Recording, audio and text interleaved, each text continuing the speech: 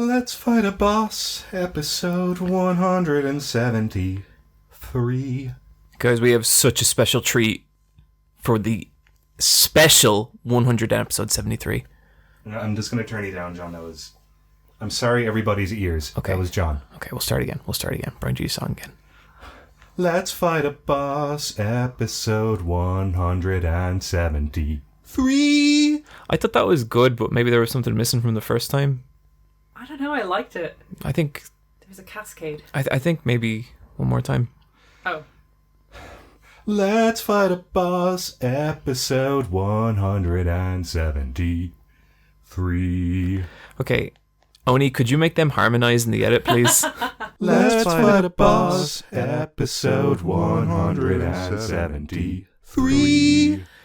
Guys, it's episode 173, and I can't think of a better way to celebrate it than our very second special guest ever. It's Super Foxcade. Hi, everyone. I came all the way from Canada. I'm cold. Yeah, no, it's great to have you here. Have you heard of Malcolm in the Middle? Sorry, that's the one video I've seen of his. I've seen two. I've got a very good... I watch all Foxcade videos. Foxcade's great. I've got a very good Foxcade story from 2 weeks ago when he was in Dublin, all right? I was down in the car park of the apartment complex I used to live in, where John presently still lives. Mm-hmm. Where I reside. Where he resides, where I no longer reside. But I was down there because they have a bike station where you can pump the tires, and it's got a little wrench. You can fix your bike, solve some problems. So I went down there to pump the tires on my bicycle, and Foxcade is with me because we were walking back from the zoo. And I'm getting kind of cross and irritated because the valve isn't working because someone has stuffed like tissue paper or kitchen paper. Something is stuffed up there. And I'm doing it, and he's like, "You okay?" And I'm like, and I'm just getting really, really mad because it's just a simple problem that you should be able to solve, and it's not working out. And those are the ones that get to me. You know? that's the shit that gets to Brian. Like little small, ordinary things. Little speed bumps in the process that is his life. Yeah, they shouldn't exist. This should be fine. I don't want this stuff. Anyway, I'm like, someone fucking stuffed fucking kitchen paper in the valve, and we're walking back towards my house. And there's 5 minutes silence because I'm fucking seething. Because now I'm walking back with flat tires because I've let all the air out of my tires in doing this. No good. No. And there's a pause from Foxcade, aka Shane, and he just goes, "Brian, what's kitchen paper?" And I'm like,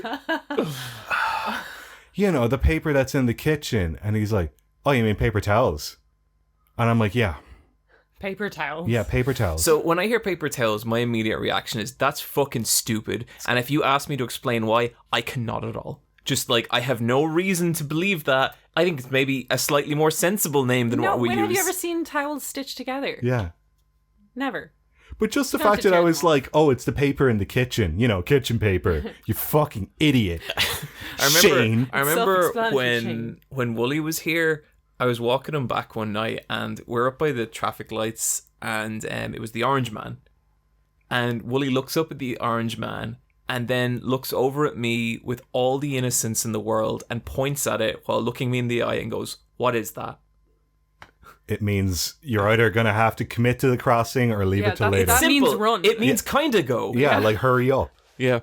Prepare to stop. Hurry up or stop immediately. Mm-hmm. Like, now that we talk about it, it's really not very clear. No, it's just here in Ireland we have a very popular jaywalking culture, and it's built into the crossing road system. Oh yeah, I remember I jaywalked in Australia, and a policeman gave out to me.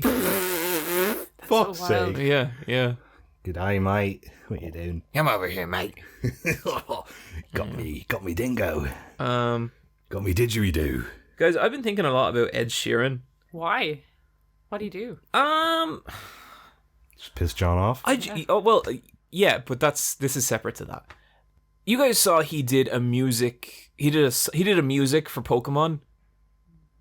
No. He did a song for Pokemon called Celestial. Is this for the new games that are out this week or next?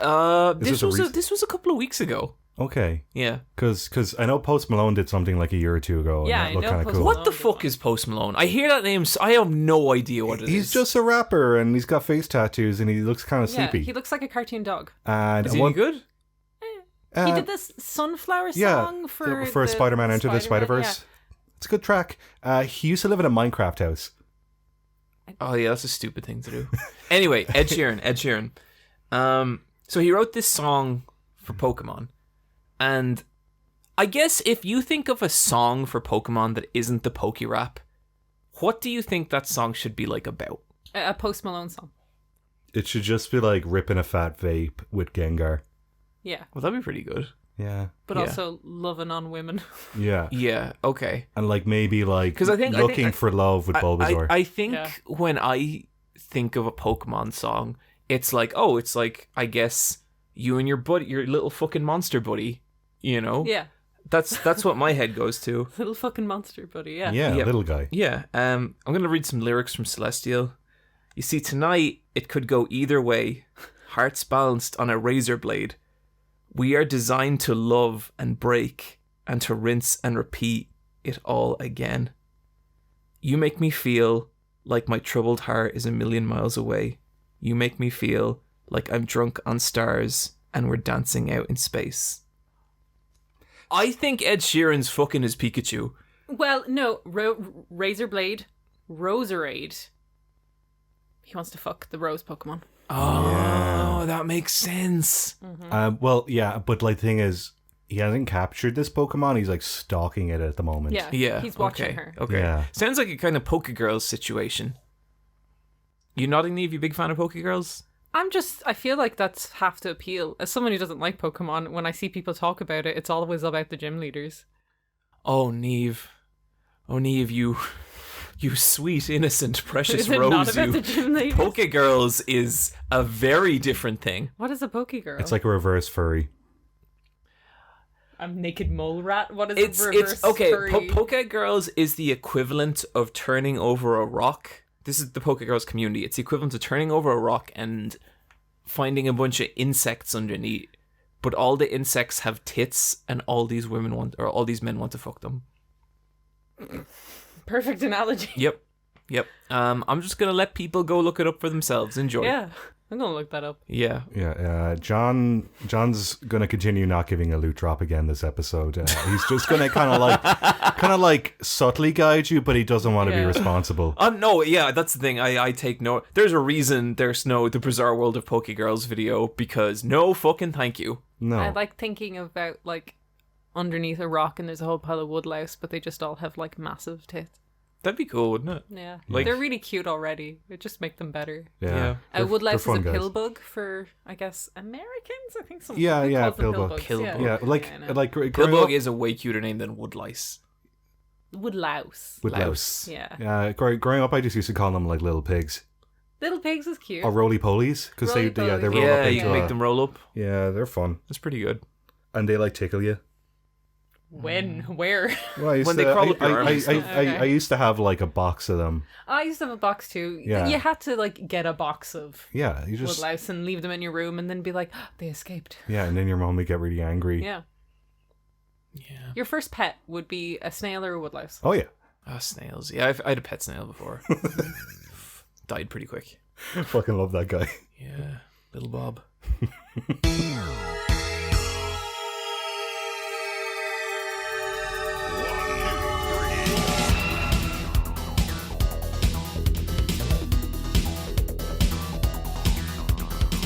Welcome to the Let's Fight a Boss video game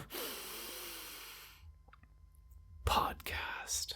The world's strongest video game podcast. I am sitting here with the two members of the Bloodline. To my left, she is known as the Wise Man. It's Niamh. Hello. To my right, no one else in the Bloodline has like it's the honorary Oos. It's Brian. We're all cousins and we're all fucking. Yep. That's why it's the bloodline. And with you always, the head of the table, It's John. I'm doing a Roman Reigns. I've been thinking about Roman Reigns so much. Yeah, I just think me and him would get on really well. Yeah. Because, like, kind I'm of just sure you similar, like, real similar guys Yeah, in so many ways. Yeah, sure. really similar energy. Yeah. Like, I'm really sure if you Yeah. explain this to Roman Reigns, he'd be like, "You're right, John. You know, I think our relationship was already pre-established. Yeah, before I ever met you. Yeah. Like, this is what I keep talking about to Michelle. Because, like, me and Michelle are getting married soon. It's like, I keep talking that, like, when she gets married, technically she's going to be a member of the bloodline too, because she'll be with me. And that's cool. It did make me a bit sad recently. Roman Reigns fought Logan Paul, and at one point he beat the shit out of him, and then he pulled his head back, and he was like, "You watching KSI? You watching Mr. Beast?" And I was like, "Oh, here it comes. He's gonna say super." And he didn't. It's like he doesn't watch like liminal space video essays. No, like he does. That's just for him though. And Yeah. I guess we'd probably be on the same side as well because Yeah, we're both bloodline members. Yeah. Like he has a private YouTube account where he's got a lot of secret faves. I give him a better fight than Mr. Beast. Yeah, Mr. Beast looks weak. Yeah, he does, doesn't he? Yeah. Yeah. I don't think that guy takes care of himself. No.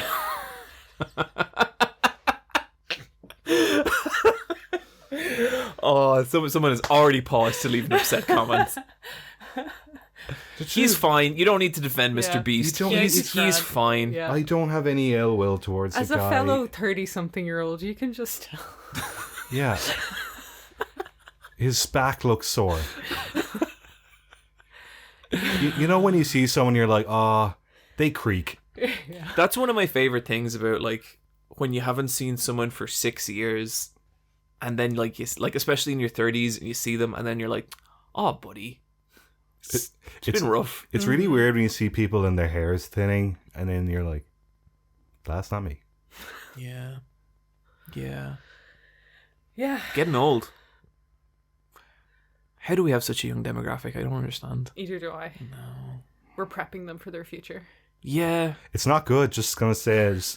I'd say if you're like a teenager and you listen to this podcast, you must be real like cynical. Yeah. Like Yeah. you're already kind of done. I did like that one time we got an email and someone was like, I feel like I'm wasting my time, and they said what age they were, and we were like, "You piss away as much as you want, buddy. You do not be thinking about that right now." They were like late teens. I that's what I always tell teenagers. Like, like it's kind of bad, but it's like, dude, nothing matters. You could fuck up your entire life for 10 years and you'll still be fine. Yeah. Just don't type in anything too bad on Twitter, but like you'd be fine. Yeah, don't. Just install a Chrome thing that deletes stuff after 2 months. Like it's fine. Oh, that's a good idea. I've seen a couple accounts do that. Yeah. Just so because people like to dig through their I've never gone back and looked through my Twitter, but I feel like if there was anything really bad there, it probably would have come out by now. Oh, yeah. Yeah. I think one time only you can bleep this if this is inappropriate, but I do remember once saying that I would kill myself if wasn't in Street Fighter 5. But she was. Well, yeah, I'm still here. Yeah. Yeah. Yeah. Oh, I got a fucking weird email from YouTube there recently. They sent me a message basically doing like a wellness check From the liminal space video? from a Perfect Blue video I made 5 years ago. A bit late, guys. Yeah, it's like if you're right and I'm not okay, I'm gone. Like, it's been 5 years. At least they made the attempt. Yeah. No, So they could feel good about it. oh, it was the most corporate we care shit ever, and it was like this, if there's something going wrong, you should seek out help and all this kind of stuff. And I was like, what the fuck? And so I messaged them back being like, that video is from 5 years ago and there's nothing like depressing in it, and immediately get an email going like, don't reply to this email. Stop reaching out. This is an automated response. We do not. Yeah. Oh, weird times. Guys, I checked out a very weird time. I watched Smile. It's the new horror movie that is doing pretty good. Yeah. I get it. There's fun to be had here. I wonder, was this movie like focus tested before release, and then they like changed the marketing and So bumped up a few the of marketing scares? is probably the best thing about this Yeah, movie. this was the viral, like, girl standing at a basketball match. Fucking Oh yeah, just awesome. smiling right so at the camera. good. So, like, That's really good. what an amazing piece of horror just right there. It's one of those movies where I think there's genuinely really cool stuff about this movie, and like the kind of, I think it has some very inventive scares, and like that's what this film is like, built around its scares. You know, it's like these singular moments of like, whoa, what the fuck am I watching? Like, Brian, it's a great birthday party. Oh yeah, that bit was very fun. I think there's a lot of fun bits in this movie.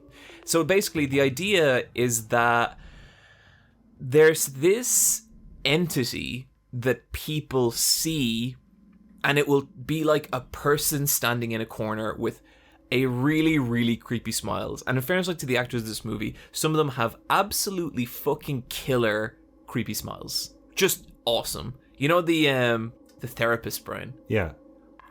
Oh, so good. Yeah. This creepy person will start like doing things to themselves, like hurting themselves and like while appearing, smiling. Yeah, appearing like real, just like And blurring their full reality. on, like cutting their face off while smiling at you. And it's got some really great visual effects, and it looks awesome. And so the idea is that this thing torments you into ending your own life, but you tend to end your own life in front of someone else, and then they start seeing you as the smile person. Okay, so a little bit like It Follows or The Ring, where you're kind of passing on a Yeah. virus. Yep. Exactly. It's very much like a countdown curse viral Yeah, and then like exchange. there's loopholes and details and stuff like that. Yeah, because there is a way to break the chain, but it's a rough one to do. It sucks. But it does work. Oh yeah, it's very effective. And it's really well made as well. Like, it has excellent sound design. I really, like, if you take away the soundtrack of this movie, it's like half the movie it is. It's so effective and so, like, really sitting in this middle ground between, like, having a soundtrack and having just, like, ambient industrial tones that, like, complement everything that's happening. Like, it's beautiful. It's a really, really great, like, use of sound to elevate horror. So I think the only thing this movie doesn't have is, like, anything to say at all. No, and they want to leave it open-ended because they want to turn this into a franchise. Okay. Like, they could have easily broken the curse, but they are not, because they can pretty much, like, follow up this movie 5 minutes after the previous movie. So, with The Ring, you don't know how many videotapes are out there, so there's multiple ways that curse can continue. Or with It Follows, it's like basically a sexually transmitted disease, so depending on many people you may have slept with. Yeah, it can branch out that way. Yeah, it can branch out. Is this one that has a singular linear line? I don't think they ever really address it, do they? It definitely branches out. Because there's one bit where they're like, oh, this happened 30 years ago in Brazil, but it could be the same chain of people. Yeah. It's definitely, it's definitely a chain letter where you do several attempts and then the most successful one kind of carries through. But I think there's like a main one, and I think maybe there might be something that runs tandem to it, but I don't think so. I think you call the sequel Smiles. Yeah. I was watching this with Rebecca, and I looked over at her halfway through, and she was just playing Yu-Gi-Oh! On her phone, and I was like, watching this? And she's like, all of the best scares so far have been in the trailer.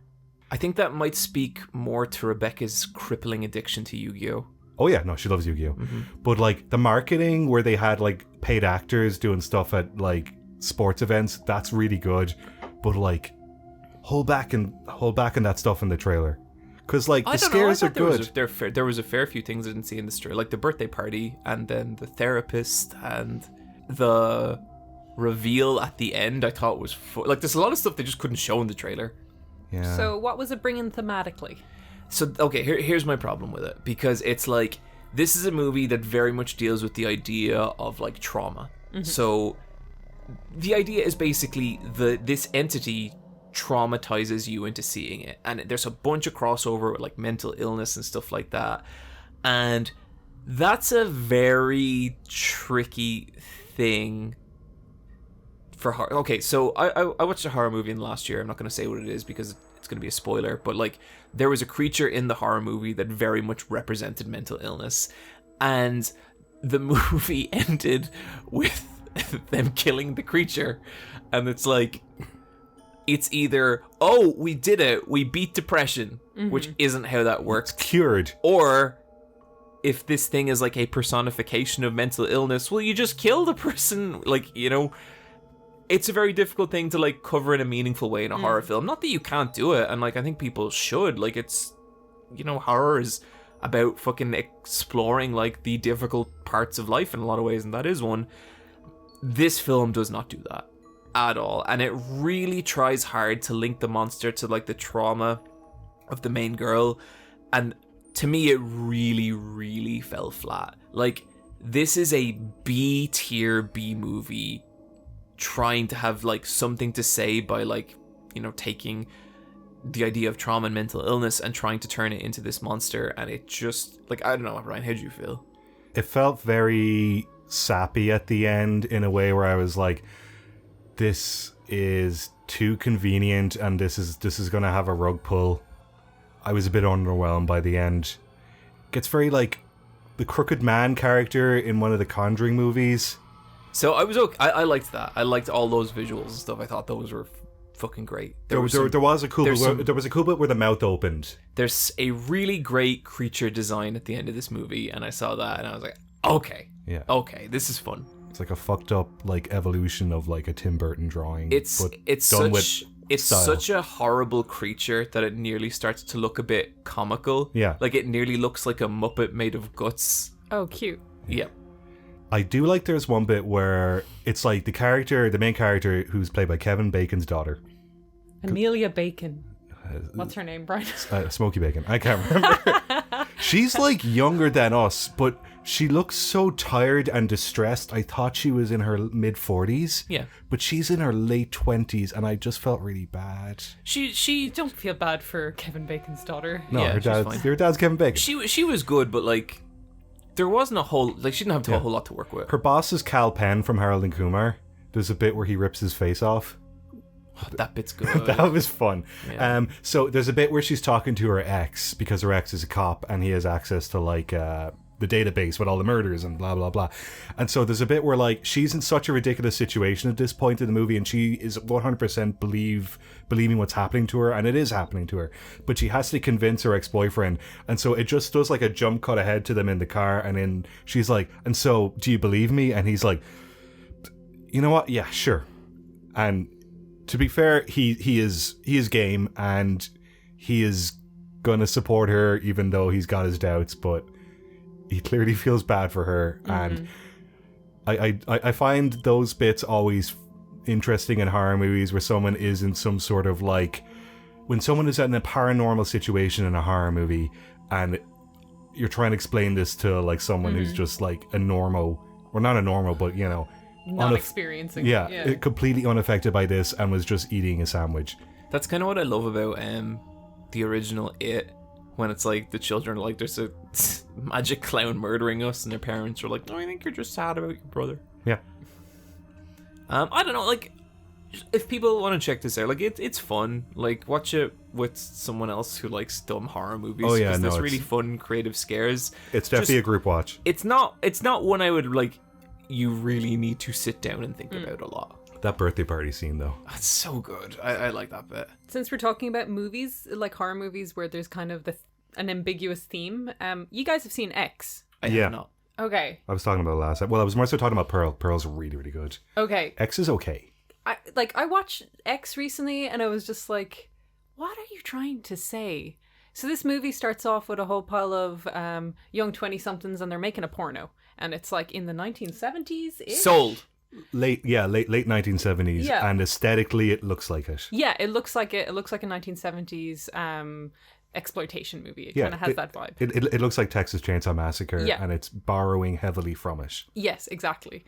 So these group of young adults are going to make a porn. They have the reasons for doing it. Some of them want to be famous. Brittany Snow's character wants to be famous. Other of them just want money. Other one wants to be kind of self-sufficient and kind of live off this. The cameraman just is like, you can make a tasteful porn. You know, like they all have their different reasons for doing it, but mostly it's just to make some money and survive.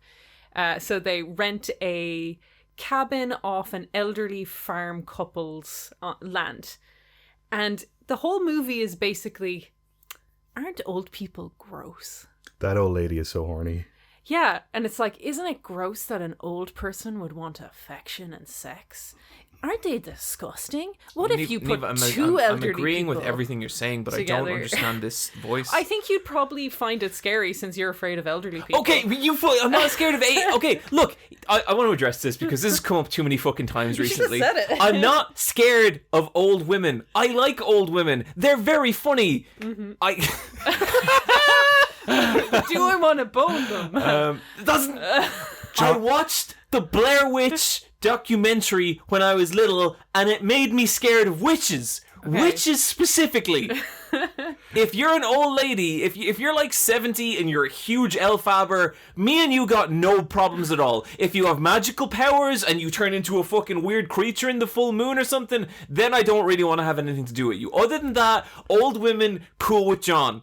Okay. Putting on the fucking t-shirt, okay? I just really like her husband. He's like, I can't have sex with you because my heart will explode. Yeah, my heart will explode and I will die. But it's not that. He also rejects any like attempt at intimacy, like hugging or any kind of physical affection kind of thing. Gross, Niamh. So that's kind of basically why the killings start happening. Is this elderly woman sees these group of young people having sex and being like beautiful and young, and she's like, I'm old. And it's again this like kind of like, what are you trying to say? Is it just like all elderly people resent the young for their youngness and their sexual appetites? So it's kind of like pro-sex, but also sex, like not pro-sex, and also like there's only a certain type of person who should have sex. Hot people like Britney Snow and Kid Cudi.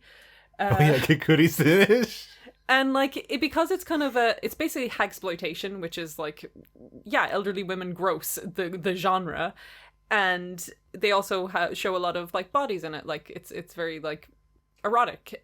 So you get to see like Britney Snow's boobs, and you get to see the shadow of Kid Cudi's dick. His peen. Yeah. Should just show him with dicks in movies. Yeah, they should. Yeah. They both look fantastic. I'll bet. But like that's fine. But it was just like it had this weird. What are you trying to say? Because in modeling and all, they said nothing. They should have had a scene. I don't know how this movie ends. I haven't seen it, but I'm guessing someone's like walking away from everything covered in blood, being like, "Oh, what a night!" Yeah. And there should have been like a shaggin' wagon, and then like a naked old woman gets out of it at the end, and she goes, "Oh, what a wild night. what a wild night of riding!" And then she looks at the main character, and she's like, "You know, many old people enjoy a healthy sex life." And then the credits roll. Yeah. Nothing is stopping you from slamming it as an elderly person. Yeah. There's stimulants now. And it's not like I'm like, oh, like, I don't know. There was just something about it that I was like, is this what we're doing? Is this really it? And like, I wasn't bored. It was an entertaining movie. And Yeah, because the film is competent. Strong, but it looked really pretty. Yeah. Really nice boobs. Yeah. It looks technically accurate because that's what Ty West does best. Yeah. Yeah, nice shots. I don't know. This is the thing. I don't know. People are very up on it, and I read a bunch of reviews, and all the reviews I read that were really positive about it were like, it looks like Texas Chainsaw Massacre, and like, I was like, Texas Chainsaw Massacre looks fucking horrible though. Like in a way that works. Yeah. But that movie looks awful. People are kind of like, this looks like older movies, and does good. Yeah. I don't know. I think Pearl is so much better. I'm excited. Pearl is the prequel because the old gross lady in this, she's Pearl. Yeah, she's Mia Goth in old lady makeup. Yeah, and so I want to see Pearl because I want to know what her damage is, because basically... Oh, it's real good. She just fucks too much, Brian. Is that it? She grew up on a farm and she was really horny. Say no more. Yeah. Well, anyway, I can't wait to watch Pearl, because even though I was kind of really confused by this movie in terms of like its thematic whatever, I've like, once I found out that it was going to be a trilogy. Yeah. Yeah, because like... What's the third film? See, like, X was made 6 months, or about a year ago. It came out 6 months ago, and then they made Pearl back-to-back as a laugh. And they just wrote the script in a day or two and just shot it with the exact same team, because they were still quarantining in New Zealand when they were shooting it. And Pearl does a good job of, like, because it's the exact same sets, it's just using a different type of film stock. And it makes X better, but that's kind of weird because that's the whole like, well, then you need a completely separate film to improve the other film, which isn't the point of a film. Yeah, I mean, but Brian, at this stage, would you recommend people watch Pearl first and then X? No, I'd watch X first and then watch Pearl. Okay, so watch it in release order. Oh yeah. Okay. Absolutely. So like, yeah, I've been thinking about it. You know, I didn't hate it, but I was just really like, it's fine. I was like, okay, we're doing exploitation movies again. Not mad, just confused. Should I watch that? Because like one thing I've kind of heard about that film is a lot of people are kind of like, oh yeah, it's like a throwback to old slasher movies, and I kind of just feel like if I want to watch old slasher movies, I'll just go watch them. You know, I'd watch it on a plane, but if you're watching Pearl, give that your full attention. Okay. Yeah. Like, I'm not saying Pearl's like the greatest movie ever, Would you but watch this porny movie on a plane, Brian? oh yeah. Once, like, No, I'm not doing that anymore after the fucking fish fucking movie. That whole debacle. Remember, I didn't like.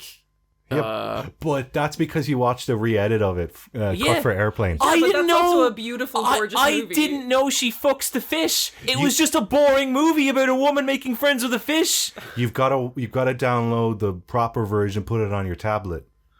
I used to watch movies on my PSP on the bus when I was in college. But I remember downloading this movie called Room in Rome. If you're gay, you know. And I was just like, oh no, this is just softcore porn. I can't watch this on the bus. Or can I? I did for a while until a man sat next to me and I was just like, oh, we're not going to do this. Yeah. No, I can't watch my anime on planes either. Mm-hmm. That's complicated. That movie is not good. I remember watching HBO Euphoria season 1 on the plane and being like, I kept looking behind my shoulder and then I was like, you know what, fuck this is a night flight, it's a red eye, and then I kept tapping John on the shoulder and being like, check out this bit. Euphoria is so fucking stupid.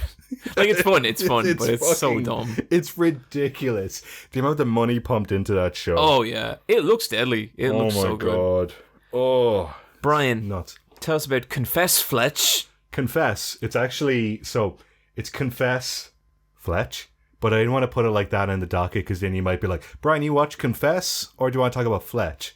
So there was a comma. Yeah, there's a so it's what a formatting nightmare. Yeah, Confess, comma Fletch. What a disaster. Do you guys know the Fletch movies from the late 80s?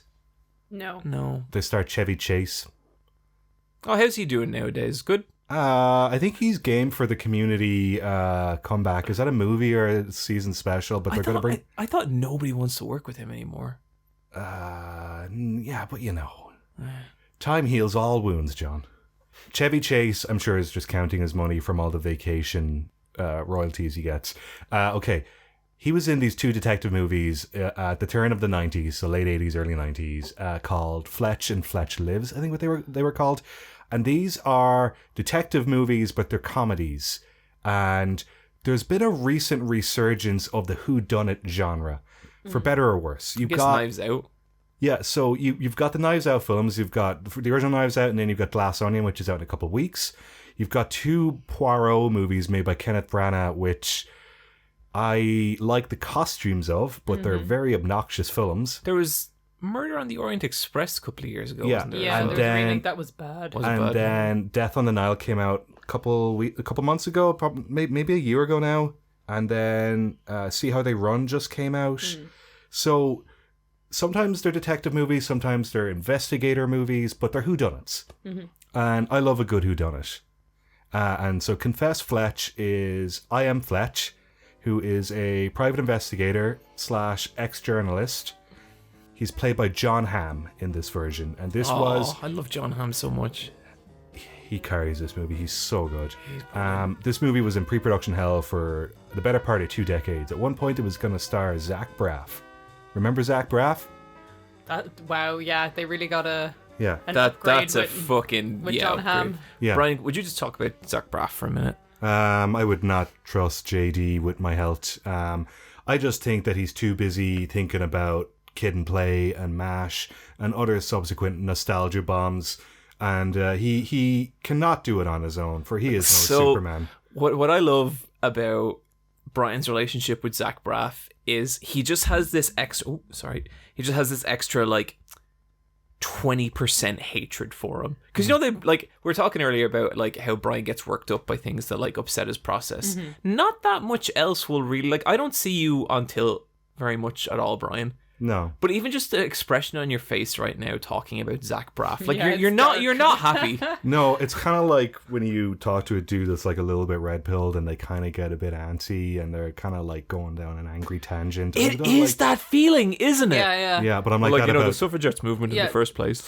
Yeah, but yeah, I'm like that about... I fucking had that conversation with someone we know.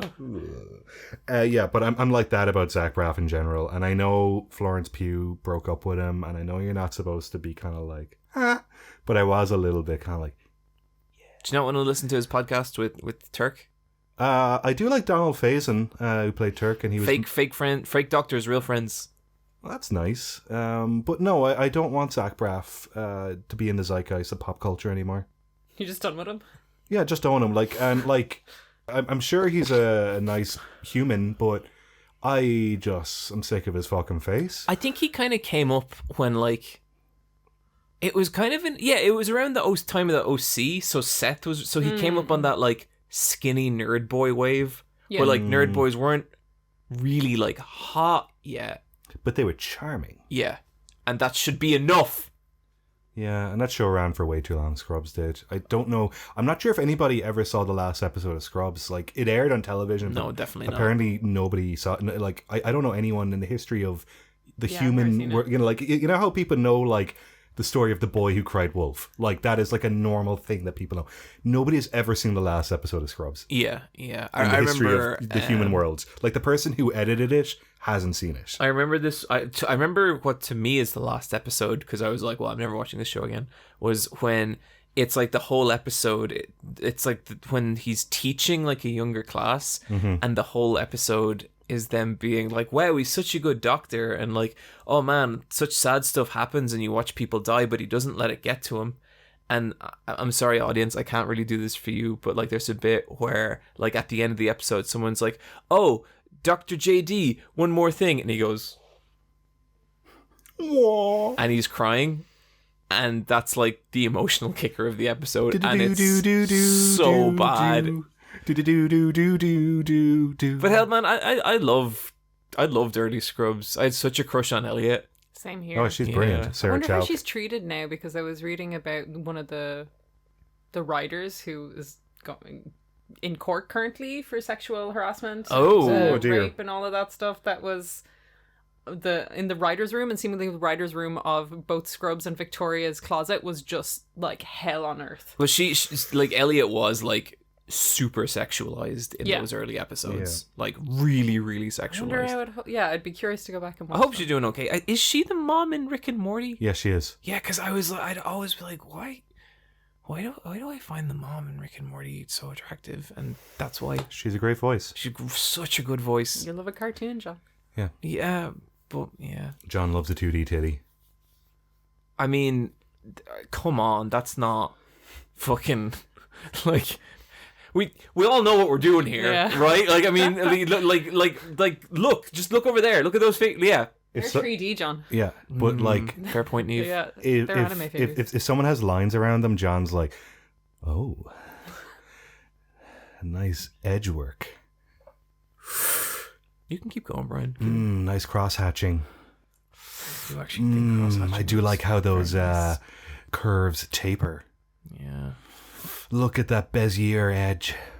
Niamh's making Niamh gets it. What were we talking about? Confess Fletch, starring John Hamm. Yeah. Okay, so this film has just come out, and it's directed by Greg Mottola, and I don't know who wrote it. I'd say a couple of people wrote it, because it's got... I did. Niamh wrote it. Okay. It's directed by Greg Mottola, who directed Superbad, which I think is kind of cool. This is a 90-minute movie. I think this should have been a 3-episode or 4-episode miniseries, because a comedy movie is dead on arrival in 2022.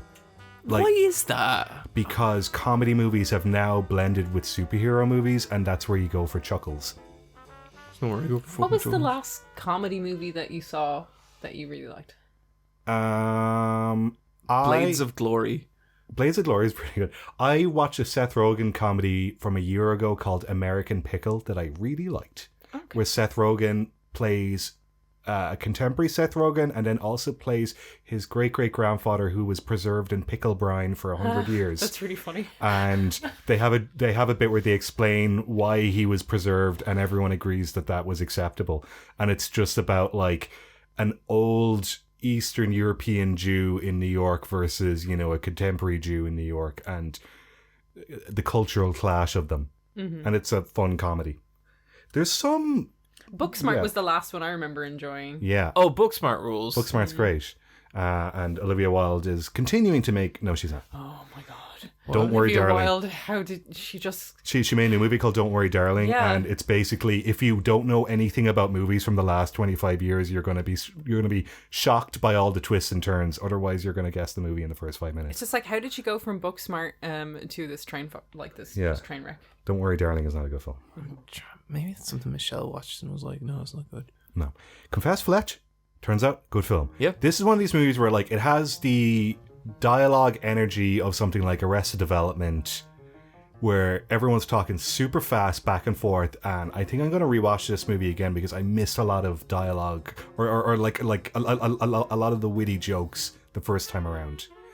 And I think it's really unfortunate that this is a 90-minute movie because I just think it would have been so much better as a TV series. But it stars Jon Hamm as an investigator called Fletch. That's just his nickname. Well, his surname is Fletcher, but he just goes by Fletch. And he is investigating the murder of a woman in an Airbnb that he was staying at that he's been framed for the murder of. He's very adamant that it wasn't him, and we know as an audience that it wasn't him. And he's not that worried that he's under watch by the cops because he just has all these tricks for getting away from them.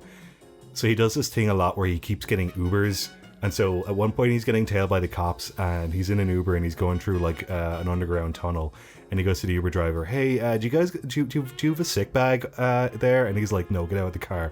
And then he gets out of the car, and then as he's walking back through the port tunnel, he waves at the cops who were tracking him. And then like they're stuck in the tunnel, so what can they do?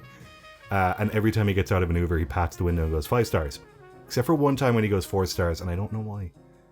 And then there's one bit where they have like security footage of him, and they're like, we got you, Fletch, from around the corner. And he's like, where fudge is made? And they're like, what? It's just the fucking weirdest movie. It's very Pink Panther-y. Yeah. Sounds it, yeah. But the thing is, and this is what I love about whodunits, there's all these opportunities to have these like 5-minute characters. Because you gotta have like a list of potential murderers and a list of potential like red herrings. And so you have Kyle MacLachlan as a germaphobe art dealer who listens to EDM. Cool. You have John Slattery, who was also in Mad Men with Jon Hamm. Who's he in Mad Men? He's one of the owners of the silver hair guy. Roger Sterling. Roger Sterling is in this movie. I love Roger Sterling. And he is the owner of Boston. Yeah, so he's the owner of a Boston newspaper that Fletch used to write for, and every time he shows up at the office, he's like, oh, you coming back to work for us, Fletch? And he's like, no, you work at a newspaper. And like he looks around and he's like, oh, did you cut back on staff? And he's like, no, the kids won't come back in after lockdown ended. Like there's just all this like weird humor that is actually kind of relevant now. Marcia Gay Hayden, who I love, she plays an Italian countess whose husband has gone missing, but whenever she has like this really ridiculous Italian accent, so whenever she talks to Fletch, she calls him Flesh. So she's like, okay, Flesh, but you mustn't tempt me. I will sleep in your bed tonight, but if you get in, I will scream. So don't make a noise. And he's like, I'm not. There's another room, and she's like, no, I sleep in your bed, Flesh. And he's like, okay. And then she's like, I use your bathroom, Flesh. Don't look at me. Don't. Make sure to knock, otherwise you might see Flesh.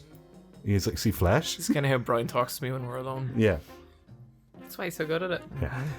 This is a movie you watch for people having a fun time with the dialogue, and they're it's clearly actors reading the script and they're like, oh, this is my character, this is going to be fun. And just a lot of the creative problem solving for, like, there's a bit where he needs to break into a boat where he thinks a very important clue is hidden, and the way he like causes the distraction is so clever. It's just a smart movie, but like I think they're based on a series of books, but this is clearly adapted to, you know, the present day because the books were written in like, I don't know, like 50 years ago, I guess. I am kind of hoping they make a sequel, but at the same time, I don't know if they will. And I just, like, this was such a misstep in that it could have just been a mini-series, because I don't know what streaming platform it's on, but, like, I guarantee I'm, like, the only person who's seen this movie. Yeah, I was just gonna ask, I was just like, this seems like a streaming movie. This, like, absolutely seems commissioned for, like, Amazon or something. Or Hulu or one of them. Yeah, I think it might have been Hulu, and we don't have Hulu here, so, and I don't know how big a deal Hulu is in its main territory, which I assume is America. I think it is, like... I think it's big enough. Big enough, yeah. Like, I think it's probably behind, like, Disney, Netflix, Amazon Prime, but... HBO Max, yeah. Yeah. Peacock, Paramount Plus. There's a lot of them now. Yeah, there's so many. I think people are like, oh no, we're a Hulu house. Oh dear. I mean, people get fucking crazy about anything nowadays. Yeah. I like the whodunit genre, especially around Christmas time when you want to watch a movie. Yeah, I get that. It's just something the entire family can agree on, and this is, like, it has John Hamm in it. Mom's gonna love it. Dad's gonna love it. Can I tell you guys a frustrating dad story? Okay. Yeah. So there's these Game of Thrones whiskeys out, and I thought, oh, that'll be a fun thing for my dad. And so I was like, I just messaged him, which is your favorite house in Game of Thrones? And he writes back, Lannister. And I was like, well, that's fucking crazy, but okay. And then I look, and like the fucking Lannister whiskey is like €20 more expensive than the other whiskeys. And I'm like, Jesus Christ. And so I buy the Lannister whiskey, and then I'm hanging out with him that Sunday. I'm like, Dad, why do you like the Lannisters best? And he was like, I don't like the Lannisters, I like the Starks. And I was like, but you said the Lannisters. He's like, yeah, I was just fucking with you. And so now I have this fucking expensive Lannister whiskey, and I don't want it. I like the Lannisters. Yeah, the Lannisters are fun. They are fun. They are fun. Yeah, they're shit stirrers. Yeah. They're a party. So now he's getting fucking Lannister whiskey for Christmas.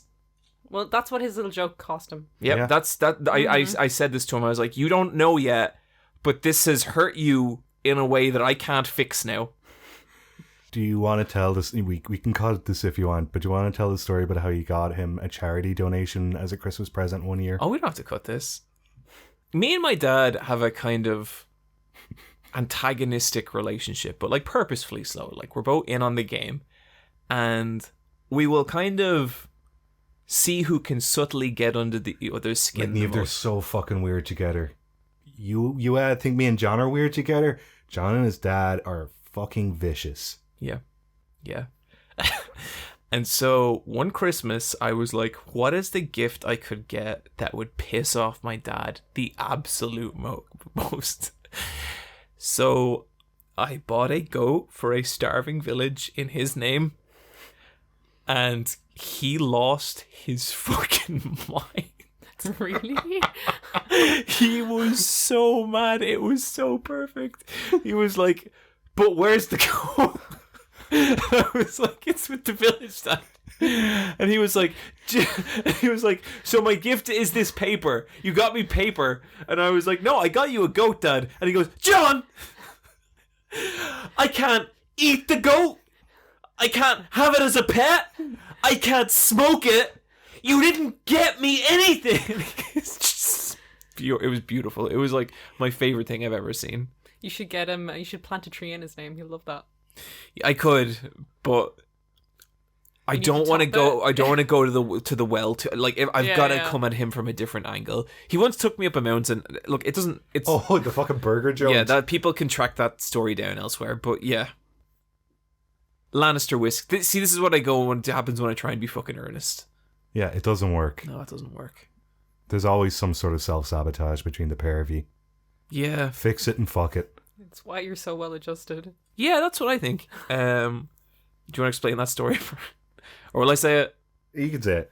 One time my dad got me to help him to fix a chair, and after several hours we fixed it.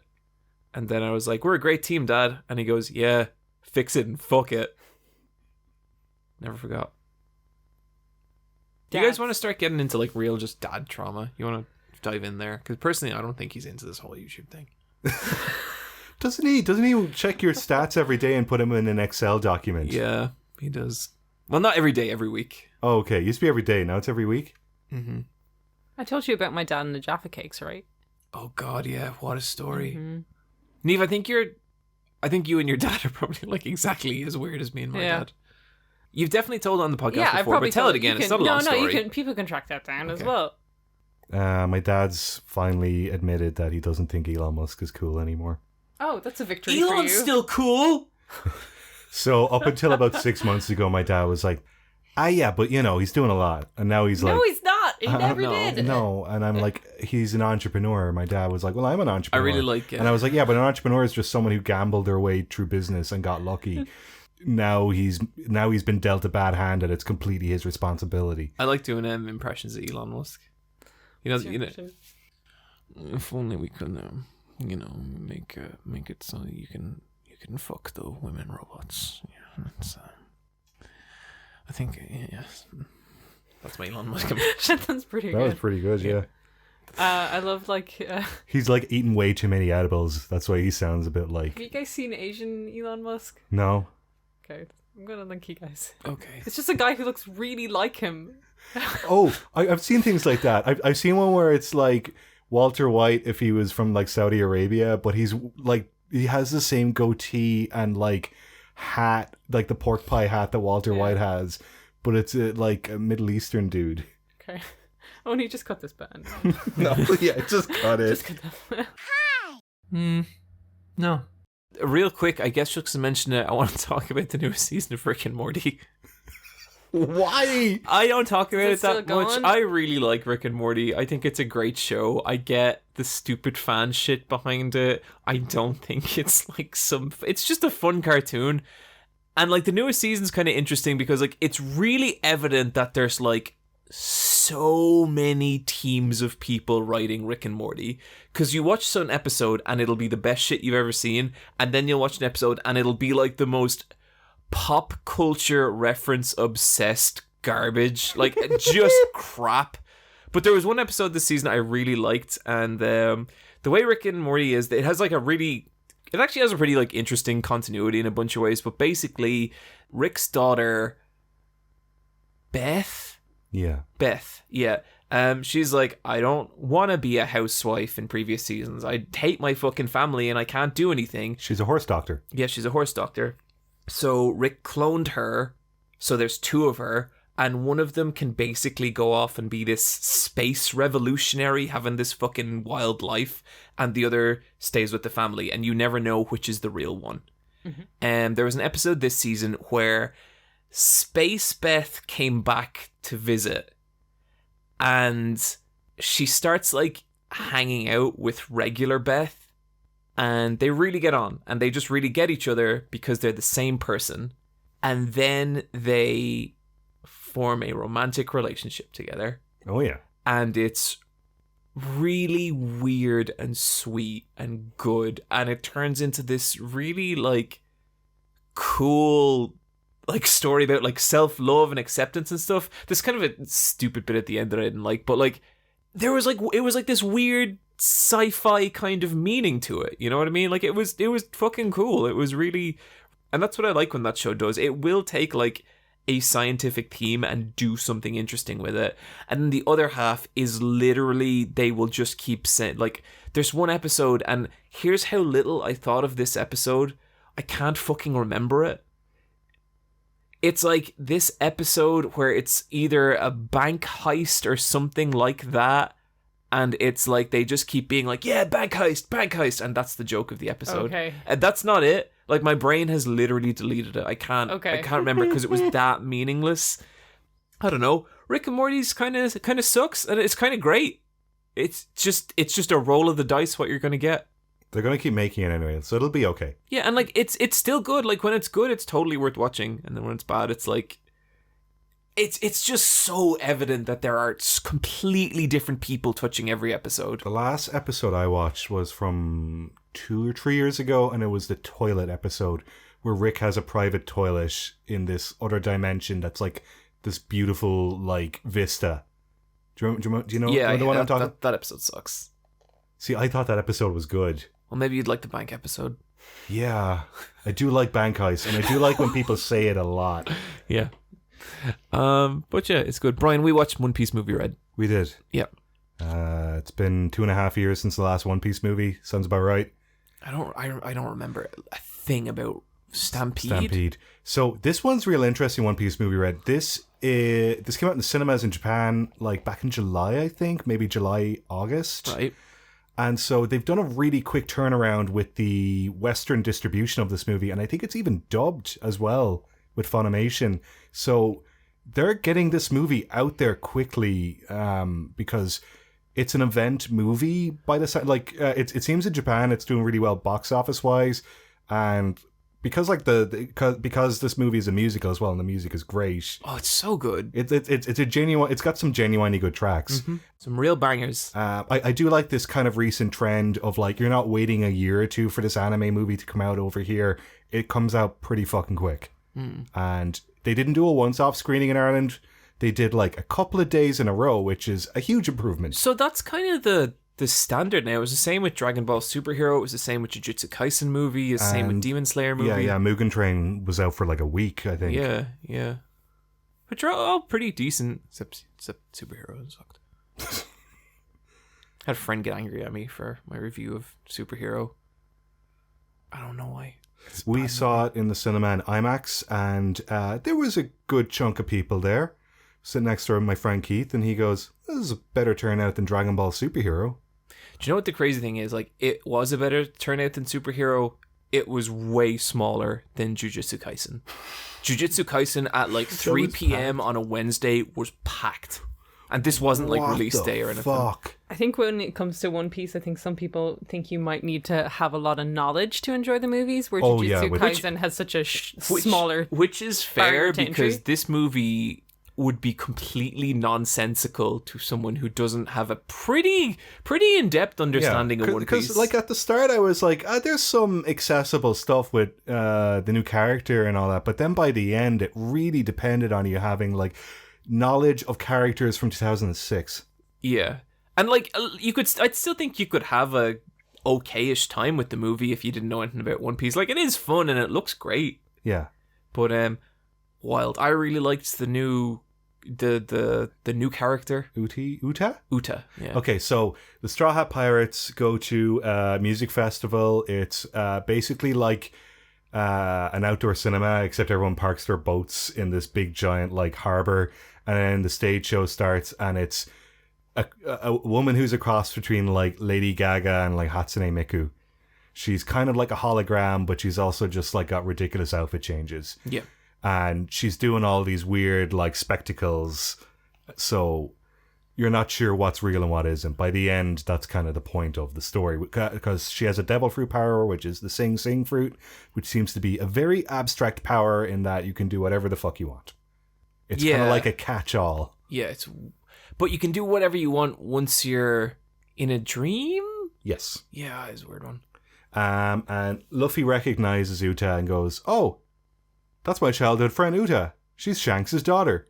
Shanks, if you don't know, is the pirate that gave Luffy his straw hat and told him... if you've seen the dub, he's like, "Hello, Luffy! What? Hello? What's going on here then?" He said to Luffy, "We'll meet again someday when you're a great pirate." Shanks is one of these mysterious characters that gets shown every couple 150 chapters. Brian, has Dragon appeared recently? Yes, he was in the last chapter. Really? Yes. And how long's it been since before that? He was on the phone to... A character was on the phone to Dragon a couple chapters ago, so I think there was one speech bubble, but before that, not recently. Yeah, wow. A certain character has shown up and they are given some serious info dumps. But like, satisfying ones. Okay. Like, solid dumps. I'm not talking stringy jumps. Do you know what I'm talking about, Niamh? When like you have like a good hefty one. Yeah, I know. And it's got like, it could be when you get a knife and fork and you can cut it. Oh, okay. When people say like blood in your stool. Oh my god. Back to One Piece. Okay. Yeah. We can go back to that. I like that Niamh wants to talk about One Piece. Do you want to get into One Piece? It's only like 99 volumes. Because we can go back to the blood in the stool thing if you want. Yeah, blood in the stool. Pee poo me you. That's the name of this episode. I had fun with this film. Yeah, I thought it was pretty cool. Yeah. It's on the good pile of One Piece movies. Yeah, there's like fucking 14 of these things. Yeah, God, this One Piece is so crazy. It's still something that I don't have a proper concept of how old it is, because every time I find out exactly how long it's been going, I'm like, wait. Okay, when do you think the manga of One Piece started? Was it 93? No. 89. No. July 1997. Oh, One Piece is 25 years old. The anime started, I think it was summer 99, so the anime is 23 years old. But I know the anime is the kind of the anchor for a lot of people. Yeah, because I definitely first saw it like on the 4Kids version. Oh yeah, that was on Cartoon Network. Which, bad version, also got me super into One Piece. So Spice Girls are older than One Piece. Yes. Okay. Needed that as a touchstone. I might rewatch Spice World this Christmas. Are there any One Piece PlayStation 1 games? Yes. Yeah, there is. I think it's a board game though. There isn't. Although, it makes sense if there wouldn't be, because it wouldn't have been that popular at that point. There isn't one on the N64. There's a bunch on the GameCube that are like 3D arena fighters. Well, I think at that point One Piece was like the biggest thing in the world. Yeah. There's one on the Game Boy Color, but there's more on the Game Boy Advance. Yeah. Anyway, yeah, good movie. If you like One Piece, go see it. Probably already have. Yeah. If you like Blano from the CP9 arc, you're gonna be delighted with yourself. Yeah. Strategy talk. You want to talk about Halloween? Oh shit! Sorry. No. Okay, just one thing. Who's the protagonist of Halloween Ends?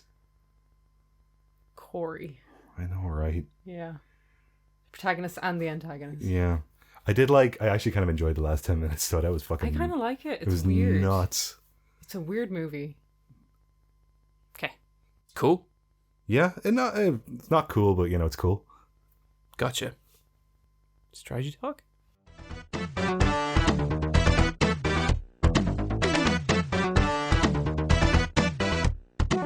What fucking video games you playing? Niamh, you played Vampire Survivors. Yeah, so I was like, okay, I'm gonna play a load of video games. I got some free time. I'm downloading them all. Like Plague Tale, new Plague Tale is taking ages to download, but like Vampire Survivors downloaded really quickly because it's like a gigabyte. Mm-hmm. And I was like, I'll play an hour of this. I played like 7 hours in a row. Oh yeah, that's what that game is. Like Brilliant. I listened to an entire bad audiobook while playing Vampire Survivors. Which book? Oh my god. Okay. Was it the Mistwalker? I feel really bad about this. Okay, there's a new episode of You're Wrong About that's really good. It's about the crash in the Andes, that rugby team. I do. And it's a really, really good the episode. Film Alive. Yeah, and it was like, because what we remember about that is kind of like the cannibalism part, but like the podcast was a really good episode about like just what those like young guys did to survive and keep each other alive, and just like the kind of the humanity behind it. And it's a really like amazing story. But one of the women, the co-host on it was called Blair Braverman, and she was on a reality TV show, a survivalism reality TV show, and her book is about being on a reality TV show that goes wrong, and it was not a very good book. I don't return books that often on Audible, but I returned this one. Yeah. That's not good. Right. I knew I was in trouble when the entire cast, like if you imagine a Survivor-based TV show, how many people would you think there would be on that? About 16. Okay. Yeah, but same. Between 16 and 20. Okay, 4. In her fictional version of a reality TV show, there was 4. Originally 5, and one leaves. That sounds like an editor talking. Yeah. I think that was just like, I don't want to write that many characters. Yeah. I don't know. But anyway, she was brilliant on that podcast. Maybe we need to cut this bit too. No, it's fine. Maybe sometimes you need an honest review, because I picked up that book on what I think is a dishonest review, and I did not like it at all. A dishonest review? Well, you know when someone's friend is like, oh, this is really good, you should like listen to my friend's thing, and then you're like, oh, I should listen to their friend's thing, and then you're like... So I think I will avoid that. Like, yeah. Sometimes friends of mine will be like, oh, this person's videos are so good, and I'll be like, oh no way, I'll check them out. Never. Yeah. Yeah, it's really hard when a friend of yours makes something and it's not the best, but you're like, but I'm really impressed that they made it. But if a stranger made it, would you give a fuck? Yeah, that's the thing. It's just like it's really cool she wrote a book. Is she writing a book is like, hard. That's hard. Yeah. But like, was it a great book? No. Yeah, that's tricky. Mm-hmm. I know. Anyway, I listened to the entirety of while playing the Vampire Survivors. And Vampire Survivors was still good? Vampire Survivors is so fun. Holy shit. I love Vampire Survivors. Although I've kind of reached a point with it where I'm kind of like, feel a little stuck. I guess I grind at this stage. I played a ton of Vampire Survivors, and like, it's clever. I also think it's a stupid game for babies. Okay. But no, like... No, it's okay, John. I'm a little baby. With No, my little Vampire Survivor. But you're already feeling it. You're already feeling it. You're going to agree with me in several more hours, and you're definitely going to agree with me when Game of the Year happens, and everyone trying to be clever on the internet gives it to fucking Vampire Survivors opposed to the actual Game of the Year. Okay. Well, like, yeah, I did get to a point where I was kind of like, I think I'm done. But I like the little sprite work, the little character sprite work. It is a like, you basically survive, you pick up a whole pile of power-ups. They're on a cooldown timer. You get more power-ups that multiply them. For the record, I shit-talked how the game looked a couple of months ago. That was in an earlier version of the game that does not look like it looks now. Now it has an art style. Yeah. Yeah, just really one of those, like, veg out, listen to a bad book for hours and play this with your hands kind of thing. Like, it's like time based, so you're kind of trying to beat your time, how long you can run for. And when I got over 30 minutes, I was just like, I'm unstoppable. And then I died. So how did you what was your loadout? Garlic, big garlic, lightning strikes.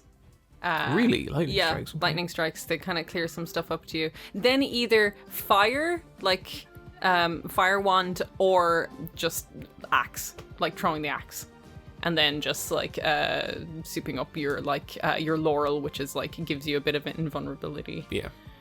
For a while. So that's like how I got, like, when I don't get garlic, I'm like, oh fuck. See, that's my Where's problem garlic? with it. It's like, oh no, like garlic is like the most necessary item for every build. And then I can like add, I can kind of give and take other stuff, but the character I like to play as has lightning as default. So I was just like, okay, we're doing lightning and garlic. And then if I play another character, it's like we're doing whatever they have and garlic. So like, I played a ton of the games. Like, I don't dislike it. I just feel the game tricks you into thinking you're doing more than you're doing, you know, that kind of way. And I think that's what annoys me about it, because eventually I just got so sick of it, and I was like, all these runs are the fucking same, and like I'm not, like, I'm getting all these power-ups, but mechanically they're not making me do much that differently, you know what I mean? And then I found that I was like, as I unlocked more maps, I was just like, I hate these maps, and I kept going back to the first two maps, which is probably not how you should feel when you unlock a new map. It should be like, cool, this is exciting, but like the power plant map like sucks so much. I really hate that one. Crap. But yeah, that was Vampire Survivors. Real like I feel like it's like doing cocaine. Like, it's just a real burst of and then it's just like, okay, I'm done with that. Yeah, like I if people enjoy Vampire Survivors, I would really stress them to give 20 Minutes Till Dawn a shot, because that is, I always forget the name of this one. Yeah, this is the other Vampire Survivor game. It is goddamn heroin, that game. Like, just like every upgrade you get in it like changes how you play it a little bit. Like, you are making so many adjustments on the fly. You are trying to like do all these different things, and like, okay, shit, I've spec'd this way, but now I just got this really weird combination of two powers, and I should probably spec this way.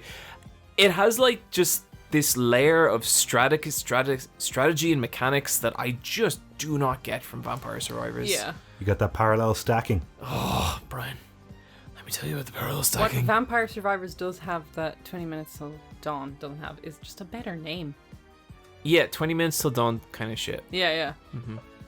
Vampire Survivors, very easy to remember. Vampire Survivors also probably has like a better song. Yeah. I think the music. Yeah, the music's good. Niamh, could you sing the Vampire Survivor song? Go for it. No. Go for it, Niamh. Brian, I'm gonna need you to do it for me. You've got the voice of an angel. Brian, start her off. And a 1, and a 2, and a 1, 2, 3. Okay, I'll do the first line, but it's all you after that. Okay. We gotta survive these vampires. It's Vampire Survivors. Yep, good enough. One time you sang on the podcast and I treasured it, and I wish you'd do it again. I lost my voice, Brian. Yeah, Niamh, It was taken by a little goblin. So Niamh does this thing sometimes where like we'll be setting up the podcast, and she does like these couple of notes. She'll go like, You know what I'm talking about, Brian? Yeah, and I want to hear her sing the song. I'm too sad to sing anymore, Brian. Is that what you want to hear? No one cares, Niamh. Sad music is the best kind of music. Brian, tell us all about the Playdate. The Playdate is a new handheld console for pieces of shit like me. I put this up on my Instagram stories, and people were like, "What the fuck is that?" And I'm like, "Look, it's a toy for an adult man like me." And people looked at it and they were like, "Ah, yeah, I see what you mean. I wouldn't play that." And I'm like, "Nah, I wouldn't either, but I'm me, so I kind of would." Yeah, it arrived the other week. Didn't get charged with customs, which I was really happy with. Nice. I count that as a win, and so I feel less sour about it because with the Analog Pocket, yeah, that was the real kick in the teeth. I actually didn't get charged customs for my Steam Deck. Now that you yeah, mention it. neither did I. But they have a European distribution center. Yeah, and it's just it really, when you're on an island, they just fucking get you at the customs. Oh, you want some fucking anime titty figures? Yeah. You're gonna pay tax on that. Yep. Yeah, you're gonna have to pay for a footpath out in the road. And this is new. This is come in the last year and a half. So it used to be the Wild West. We used to just get anime titty figures all the time, and it was cool. I just can't believe that there's just this single disadvantage about Brexit. Mm-hmm. Yeah. Just the only thing. Just the one bad thing that came from that. And on Puss, your 350 fee, fucking 350 fee on every customs charge. Yeah, it's bullshit. Yeah, and Unpuss is definitely listening to this. So what do you guys want to say to the heads on Puss right now? Your 10-year national solidarity bond is not as good as it used to be. And, Brian fucking unloading. And I wouldn't put my money in you anymore. My local postman's lovely. Thanks for all the work you do. But a 350 fee is bullshit. Also, my post has been bouncing around forever. Fucking give it to me. Yeah, I've noticed that. I'm so close to a different Dublin region post depot, but the one that is my post depot is further away than the one in the other area code, and that bothers me. Yeah. Do people like their post talk? Anyway, no, I hate it. Let's talk about Playdate. Okay, so the Playdate is this little handheld. It's yellow. It has a D-pad. It has 2 buttons. It's powered by USB-C charging, but it also has a funny little crank on the side. The screen is not backlit, but it is in widescreen, and there is a huge pixel count on it, but it is in grayscale. Okay. I would consider the visuals to be that of the Game Boy camera menu. It's quirky, but with a lot of flair. Would you say, Brian, it has the fidelity of a Neo Geo Pocket, that kind of thing? For sure. Okay. It doesn't have a dedicated up and down volume button. You need to go to the home screen and up and down the volume that way. Don't know how I feel about that. And you do need to play it in good light because it's not backlit. It's interesting how it gives you the games. When you launch it for the first time, it asks you to cross-reference your email account that you bought with it. So I bought it myself, so that wasn't too difficult. I don't know what it's like when you don't buy it for yourself and you buy it as a gift. That's probably a different setup that's more awkward. But it knew who I was, connected to me to the Wi-Fi, and it goes, okay, welcome to season 1 of the games. And it gives me 2 games. And every subsequent Monday since then, it's given me 2 more games. And it's going to do that for a couple more weeks, and then that's the end of season 1, and then season 2 starts next year. That's nice. I like the idea of kind of a present on a Monday. Yeah, and these games take approximately 2 hours each to beat, which I really appreciate as a adult man with other things going on in his life. But I do need to play my dumb little game. So the first 2 games were a surfing game and this fake JRPG style game where you play as a young lad who's new in town and everyone is really into taking pictures of birds, and so does he. And you just go around and use the D-pad, to control his character top down. But then you use the crank to adjust the focus on the camera. So you're cool. So you're trying to get the manual focus, and you want to get the best possible picture of every bird. And there's a lot of kind of puzzle solving to get a bird to stay on a particular branch, because some birds are very skittish, other birds won't come out at all, so you have to use a certain item to attract them out. So if you want to get all the birds, you gotta solve those problems. Then last week I got this one where it was a guy who's late for his date. you go through every day of his life where he's late for the date and you use the crank to get him to run. But there are obstacles in the way, but what you do is you can rewind time, and if you rewind time he will perform a certain action, like he might bend down and smell a flower, but if he does that then he can avoid a projectile going at him horizontally. And so you play through all these different actions, and at the end of them he's always late for the date and he gets kicked in the dick, which I thought was kind of funny. There is a rhythm game, which is just a rhythm game. You just make like chiptune music. Wasn't really much of anything.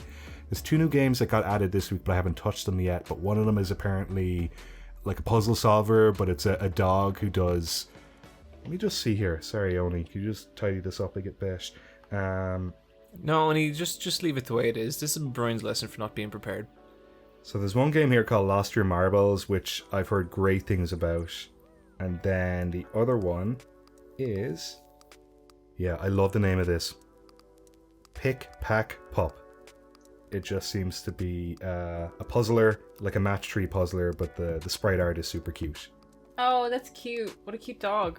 Oh, whoa. Yeah. So like the pixel art in these games is good, but like to me they're like itch.io games, but they're on this weird dedicated machine. But like the dude who made the Obra Dinn game that came out a couple years ago, his new game is a smaller game, but it's a Playdate exclusive. So I think that's part of the Season 2 wave. Cool. Don't know what it is, but you know, like, it's interesting that you have people like that with that kind of history of game development. Yeah, I get you. And so it is attracting a certain kind of person. So it's not dead on arrival like the Ouya or something like that. Like, I'm not expecting it to last forever, but... You know, sounds like you're getting some joy out of it, I'm though. getting joy out of it, and I will be getting more joy out of it next year. Like, I'm confident in this in the short term. Long term, who knows? But that's gaming in general. Yeah. What kind of storage does it have? I don't know, but I think these games are very well optimized. Yeah. But probably not a lot of storage. But like, today I was thinking about the PlayStation 5, right? Yeah. That thing has been out for 2 years now. Yeah. And if I go through all the console exclusives on that, there's got to be like 4 or 5. Yeah. I think the actual number is 5. Really? I think there was an article about that or something, a tweet or something went around recently. I guess it is the PlayStation 5. Like, okay, Demon's Souls Remake, Ratchet and Clank. Would Astro's Playroom count as a tech demo? Sorry, kinda. See, like, I like Returnal, yeah, and that's gonna come to Steam soon. Mm-hmm. God of War. That's on PS4 as well. Are you playing that, Niamh? No. You weren't into the last one. I liked the last one, but I didn't love it. Yeah. Like, not that I'm gonna buy this day one. I have a lot of CAX credits, so I'm just waiting for someone to trade it in. Yeah. This is a game that gets traded in a week. Oh yeah, absolutely. The new God of War Ragnarok is also on PS4. Same with the Horizon Zero Dawn game that came out a couple months back. Oh, right, yeah. Like, they're not confident enough to put it just on the PS5. Video games are cool, but also there's too many of them. Yeah. That's why too many and too little. Yeah. But that's why I got the Playdate, because, you know, I'm just going to get rid of my PS5, to be honest. Just going to play the Playdate. Yeah, that makes sense. Yeah. Total sense. I just bought a new PS Plus subscription. Fuck it. Yep. Yeah. Get it out of there. I could sell my PS5 for more money. I'm Don't not even gonna. sell it. Just fucking leave it. Yeah, just going to do a poo on it. Yeah, gone. Forgotten. Just really like poo. Guys, I played Bayonetta 3. And? I like Bayonetta 3 a lot. I'm a big Bayonetta fan. I think she's great. I really like her. And there's a lot I really like about this game. The big gimmick with this game over other Bayonetta games is that Bayonetta can now summon kaijus mid-combo to beat the shit out of her enemies. So, like, you're, punching, kicking them and doing your big, like, kind of auras and stuff on them, and then you end the combo by bringing out a giant demon, and that giant demon might be a Godzilla looking fella, it might be just a giant sexy woman, it might be an evil spider or a train. 4 genders. Yeah, the 4 genders. And yeah, it's a really interesting game in a lot of ways. Like, I'm really enjoying like the variety they've added to the combat. I'm not going to say the combat is like better than older Bayonetta games. I have a feeling if I really dug into it, I think it probably wouldn't be. But I like that they've really gone for something different here. It's kind of doing this whole multiverse storyline, and I'm sort of reaching the conclusion that there's everything everywhere all at once, and then every other multiverse storyline in existence, and everything everywhere all at once is like the only good one. What about Rick and Morty? Yeah. Okay. Yeah. No. Rick and Morty. Everything. But the story. It's just kind of the previous Bayonettas were like complicated and silly and stupid. They did tell a story that I liked. This game relies a lot more on kind of like sort of gimmicky set pieces. There's stealth sections now. Yeah. Wild. Yeah. She doesn't seem like a woman built for stealth. Well, it's not. She's a woman built to be seen. It's Viola. So it's not her. It's Jean. Jean or Viola? Jean. Who the fuck is Jean? Jean's Bayonetta's Who the fuck is Jean? It's her girlfriend. Oh, Jean. It looks like Jean. They always say it as Jean. Yeah, Jean. Okay. Yeah. I was like, I there's a didn't know. guy I didn't know in you this? played as her. Have you ever played as her before? Is Jean? I think there's one section in Bayonetta 2 where you play as her riding a I motorbike. think you do. Yeah. But you also play as new character Viola. Yeah. And Viola is... She's not as fun to play as Bayonetta, but I nearly feel like that's intentional because she's kind of a fuck-up. Like, she's like this edgy teenage tryhard, And so she's much more, like... She's not as powerful. She doesn't have like the witch time dodge. Instead, she has like this kind of parry, and you have to be a lot more careful with her. And it kind of makes sense. And it's all good. Like, this is a good game. And there's frustrating things about it. Some of the mini games just fucking suck. Like, there's a point where you take control of a giant mega Godzilla demon, and you fight another kaiju, and it's kind of like it's like a kind of rock paper scissors fighting game. Awful, really, really bad. But then there's other parts, like at one part, Madame Butterfly is the giant woman you control, but at some point you take control of Queen Butterfly, who is a giant woman in the sky taking a bath. And she attacks by shooting bubbles at other giant monsters. And it plays terrible, but it's fucking awesome. So cool. The new enemies in it, like in Bayonetta, you were fighting like the Celestials, I think it was. Yeah, you fight angels in the first game, demons then, like, in the second, and yeah. now you're fighting homunculi. You're fighting homunculi, which are like man-made weapons. And I just think there's something inherently less interesting about this enemies. Because like what I love about, fighting the enemies as like Bayonetta is like they're all these beautiful biblical creatures, like these just crazy looking things. They're Bible accurate angels. Yeah. And then you have Bayonetta, just this witch who's absolutely like fucking them up and like just humiliating them, like putting them in these weird torture devices, and it's weird and it's funny and it's strange. But these homunculi are like man-made weapons, like they don't have any emotion, so they don't care. And it takes some of the fun out of it, like that weird like BDSM thing that Bayonetta has going on. It's just, I was just gonna say, it feels like the domination side of it gets lost there if they don't care. It totally does, yeah. And like that is kind of what's so funny and shocking about Bayonetta, I think realistically, the only real sin this game commits to me is like being a really strong 8 out of 10 with a lineage of 10s. Like Bayonetta 1, completely mind-blowing game for that generation. I don't know how well it holds up. I'm guessing pretty fucking well. Bayonetta 2, like I know people have kind of some issues with it, but I love Bayonetta 2. I remember it's my just favorite playing one. Bayonetta 2 and just being like, God damn, the fucking just flow of this game. It's so polished, it's so perfect, and Bayonetta 3 is not that. Like Bayonetta 3 is legit janky in places. It's very ambitious, and I sometimes think that maybe the development of it cannot match that ambition. All that said, I'm still having a great time with it. Like, it's still a fun game. Bayonetta still rules. Jennifer Hale is a really good Bayonetta. And Fox was telling me that like her accent kind of slips in some places. I haven't noticed it yet. She's done a great job, and I'm having a good time with the game. That's my Bayonetta take. It's a bit where she steps on like a giant wolf monster, and it's cool. Yeah, I thought you'd like that bit. You liking it still, Brian? Yeah, I've only played a little bit more. I think I'm going to play it over Christmas, to be honest. I'm just not in the mood to play it right now. I actually really had that instinct as well, but I think I might beat it just because I want at least one of us to know what happens at the end for Game of the Year. Okay. Because I have heard things about the ending, and if they are true, doesn't make any sense. I am not happy. Yeah, no, I've heard things as well. It's an incorrect ending. Yes. Have you played Pentiment? Yeah, so Pentiment is the Obsidian character-driven narrative game that is on Game Pass, done in the style of illustrated manuscripts. So we know all of that about that, don't we, Brian? Oh, we sure do. Have the Book of Kells, all that good stuff. How come you asked Brian? Because you can't read. Yeah. I like manuscripts. The amount of, like, they will just put, like, several months' work into a page and then it just gets turned. Yeah. It's ridiculous.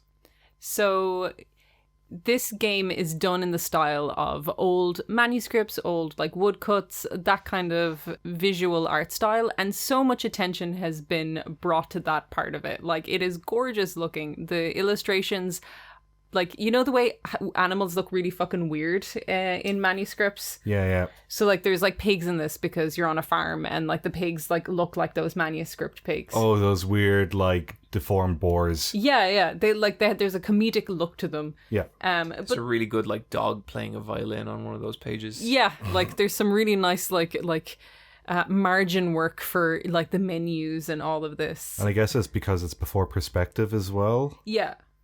So, They do bring perspective into it in terms of, like, for the game world, there is a little bit of it, but it is mostly flat. But there will be, like, you'll see a room and they'll have, like, a cabinet drawn in perspective, and that, like, will stand out to you as, oh, okay.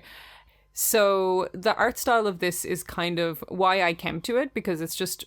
you don't want to, like, say something is great because you can see the amount of labor in it. But, like, there is a huge amount of love and accuracy and research. That's, I think, where the line is with that stuff. Labor is one thing, love is something different.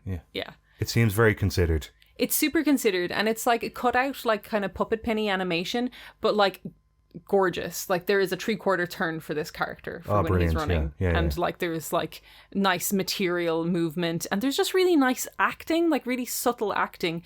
And I was actually surprised how much they're able to, because they're kind of puppet figures, but they're very expressive. Yeah. Like, how are they compared to, like, a Vanillaware game? Oh, no, Vanillaware has that floaty up and down breeding. Okay. Like, they are trying to do completely different. Okay, sorry, I wasn't Vanillaware is trying to hide the fact that they're puppets. These guys are leaning into it. Okay, good. Really nice. Like, I'd say, like, if you told me some of this was hand drawn, I'd be like, yeah, I believe that. Or, like, completely puppet penned, I'd believe it either. And you kind of need that level of expression because the entire game is it's narrative based. So at the start, when you start the game, it asks you what kind of style of text do you want, because depending on the character and what class they're from. So you have the kind of the abbots and the church and the nuns and the brothers. They all have a different type of script, a type of hand. Then you have the townsfolk who are of a different class and they have a certain type of script. And then you have, like, the poorer peasant folk and they also have a different type of script. So they ask you, do you want to keep that, or you have, like, kind of a dyslexia friendly text option. God, they had those dyslexia friendly types, because I looked at that list and I was like, I would not be able to play this game. I do like the dyslexia friendly typography, that it's kind of like they're chunky blocky letters, but it's very easy to tell the number 2 from the letter Z. Things like that. Yeah, they're made chunky in the right place. Yeah. But, like, so that's the first option you get when you start up the game. And the game is about, you play as a character called Andreas. I'm going with Andreas because there's no voice acting in this. You're reading it all. And he is a character who wants to become a master artist. And before he gets to become a master artist, he is working in the scriptorium doing a commission of a manuscript. And he's working with the brothers there. And while he's in this town, he's staying with with some peasants, and he has a room to rent. And as you kind of staying in this town, you're getting to know all the townspeople and all their different connections to each other. I played a game earlier this year, Citizen Sleeper. We both played it. And one of my criticisms of that game was everyone kind of spoke in a similar tone. Yeah. This game does not have this. Like, everyone is so individual in this game. Like, no one has a voice, but you can hear their voice when you read their words. It's very well written and well considered for everyone. That's great. So, like, your first few tasks that you get is you go out of your boarding room, and the peasant woman you're staying with is just like, the abbot has increased our taxes. We're really behind. Would you be able to pay us your rent earlier? So that's your first task. Try and get your payment earlier from the brothers. And you go from the town through the village. You can stop and meet people, and the day is broken into a wheel of time, and this is how time was spent. So you have like work, food, work again, then like basically supper, and then sleep. So how you spend those chunk of time and who you spend them with, but you still have to get your work done, kind of thing. Yeah.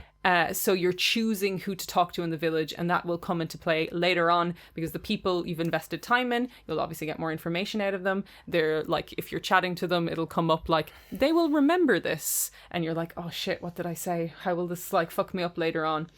So everything's pretty normal when you're playing it at the start. You're like doing your little painting, and like you're meeting these characters, and then murder most foul happens in the village. Oh no. And one of your friends, an elderly monk, gets fingered for the murder. Whoa, wait, what? Hell yeah. Yeah, full on finger, John. It's okay to finger a monk. Well, I don't know if it is. So the murder gets put on him, and Andreas is like, I need to help my friend, and then that's what you're doing is it's a whodunit, Brian. You got to figure out who did the murder and save your friend. Are there clues in the scripture?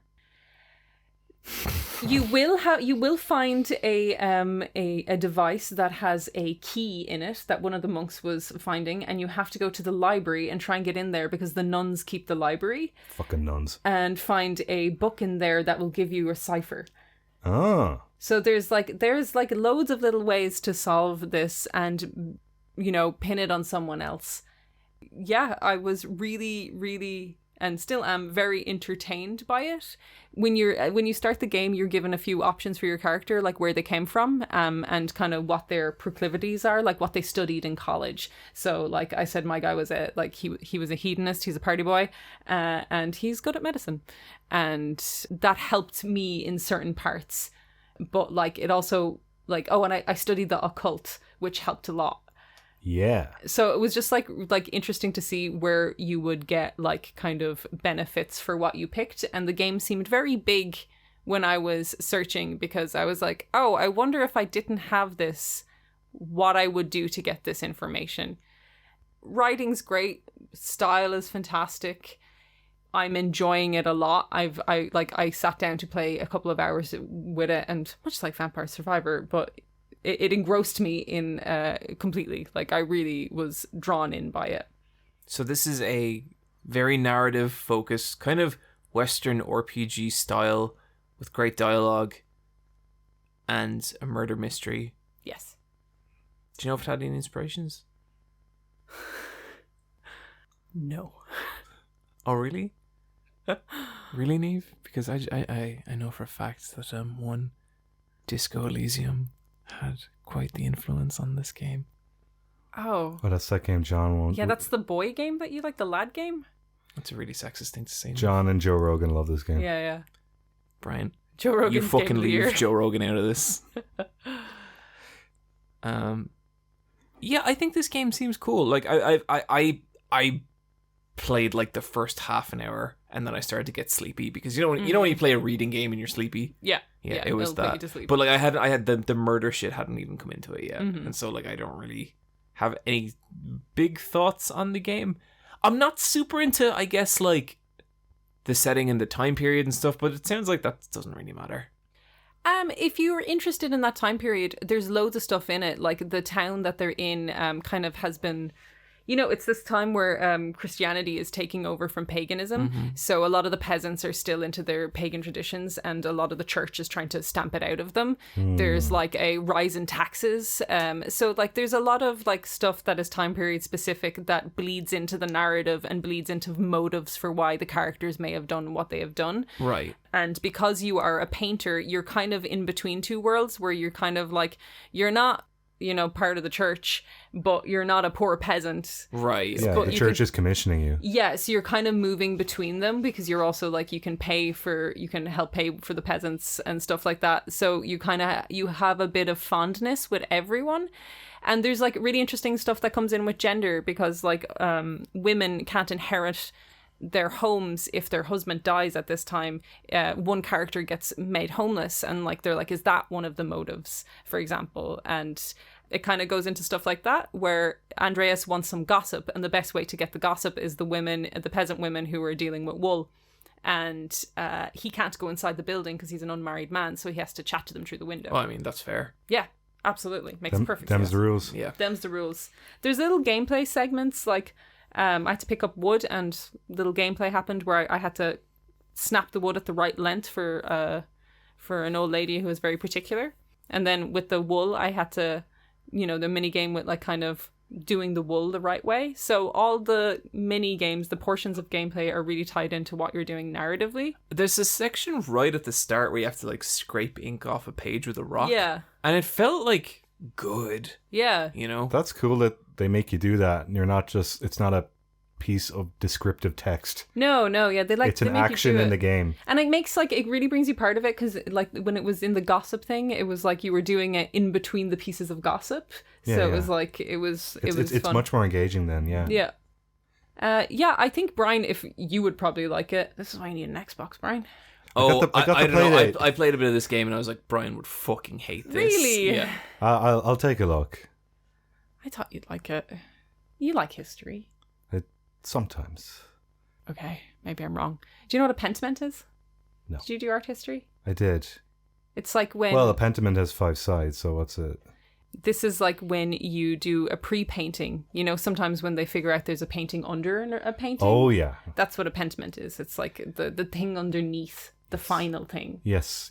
Like someone having a different face or Yeah. like a whole different image being Yeah. found under a The painting. foundations of the painting where it was a different commission and maybe it got recommissioned because something bad happened, or maybe that subject was now excommunicated and now they needed to change it because The artist just hated it, yeah, sometimes it's a portrait of a pope, the pope dies, but they still have the commission made, so they have to repaint a new pope on top of the old pope. Yeah.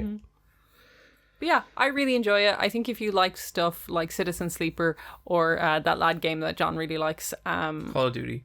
Call of Duty, Oh yeah, the new one's out. Probably.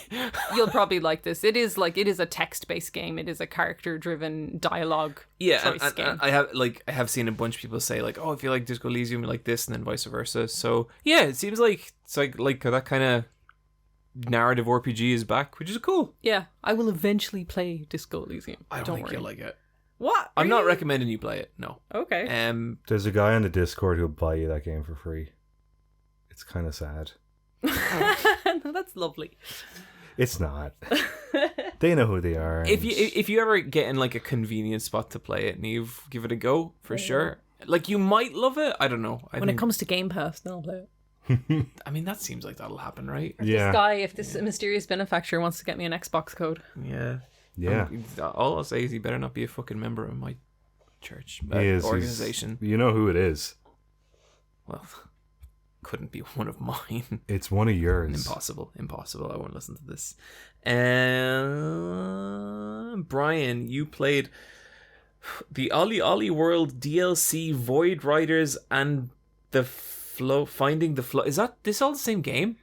OlliOlli World has had 2 DLC expansion passes. Sorry, 2 DLC expansions. I bought the expansion pass earlier this year, and the first one is Void. So this is the alien abduction. Let me just get it up here. I want to get these right. What, do they abduct the skateboarders? Just a second. The skateboards? Void Riders. So these are aliens from outer space, and they are flying saucer aliens, and they have their beams where they abduct you. And what this is these are new levels with the flying saucers, and they have their abduction rays, that little light cone. They were bad aliens, but now they're kind of chill, because everyone is super cool to each other in this world, in OlliOlli World. And what the aliens are doing is, hey man, you want to come back to our dimension? We got some sick tricks for you to pull there. I love that it's not abduction. I Yeah. love that it's like, hey bro, you're pretty good at skateboarding. You want to come to our... And so what they do is, the new gimmick with these levels is, they have the flying saucers with their tractor beams. I'm going to call them tractor beams. And if you perform a trick while using them, it'll drag you up vertically. And so all of a sudden you have, because the way the OlliOlli World game, the OlliOlli games work, is that you are just going from screen left to screen right and completing the level as you do tricks. You don't really... You could slow down the speed of the level, but for the most part you are just doing a run. But this changes the dynamic to the run in that there's new alternate paths, and the way you're doing it is through the alien abduction beams, and you're really thinking about the levels vertically. But then, the other DLC which just came out, which is Finding the Flowzone, is based on wind. And these are another group of guys who appear to be alternate dimension hippies who control the wind. I guess they're kind of like wind spirits. But their whole thing is that they have the wind, and the wind is horizontal. And so you do these levels, and the levels are completely based on adjusting your lateral movement. And you're moving horizontally, and suddenly it'll change the direction of your character, and you're going the opposite way. And so you're doing the levels more horizontal, but you're zigzagging through them rather than kind of hip-hopping through them. And OlliOlli World is a game that I've been playing on and off more or less throughout the year. And I really like this game. Yeah, Brian, this is something I kind of want to ask about. Like, how like game of the year is OlliOlli getting for you? Like, is it going to be top 5, top 10? It's going to be in my personal top 5. So you think it's something that we should... If you feel like it. I mean, I've been curious about it. If it's on sale, I recommend. I recommend the PS5 or Xbox Series version. Like, it's on Switch as well, but you'd want to have the best performance and best button reaction. Okay. But like aesthetically and all of that, I'm just so enamored by this game. I actually was going through like a top 5, and I have a working top 5 at the moment. Really? Yeah, because I will be doing the Game of the Year document soon, probably in December. So I'll be going through all our games, going through all the DLCs, Biggest Shit Show. Biggest Shit Show is going to be a weird one this year, because a lot of the Biggest Shit Shows are kind of just sad. I hate that. Yeah, because you want it to be like a funny one. Oh, that's the spirit of the best one is the best ones are when it's a rich person acting the fool. Like that is the spirit of Biggest Shit Show. Even the Bayonetta voice actor, what's her name? Helena Taylor. It's like, it's a silly person who fucked up, but also like it's also just shit from a bunch of different angles. It's a bummer, but like I know that people are clowning on her now, but then there's also a lot of vitriol. Well, like that's the thing, like when someone clowns on, like when someone fucks up online, pretty much no matter what they do, you can guarantee they're going to get 100 times the shit for it. And she is, and like she does seem like she sucks in a bunch of different ways, but it's like, yep, this is, another middle-aged woman getting harassed online. Yeah. It's OlliOlli World. Yeah. This has been a very unusual year for games where, for me, a lot of the games that really stood out to me were, and like I usually love Japanese games, a lot of my favorite games this year are actually Western developed games for once. Whoa. Which is a big one for me, because usually I turn my nose up at them. Do you know what actually is like a huge sleeper hit for me this year? Xenoblade Chronicles 3. Hell yeah. Because like I'm not actively playing that game at the moment, but like I'm thinking about it, and I'm like, oh fuck, like I really want to get back and play more of that. And like I'm like 20 hours in or something. Like it's not like I'm just starting it out, but yeah, I really just want to play more of it. Niamh, can we expect a part 2? We have part of it recorded. It's coming. Don't worry. It's cooking. It's cooking. It's cooking. You hear that, everyone? It's coming. Yeah. It's in the oven. Yeah, that game is fucking long. Give me Yeah, a break. it's yeah, for sure. Yeah, it's a big game. Oh, really quickly, I played the Resident Evil 8 Village Oh, DLC. how's that? Oh, Shadow of Rose. I really liked it. It was really fun.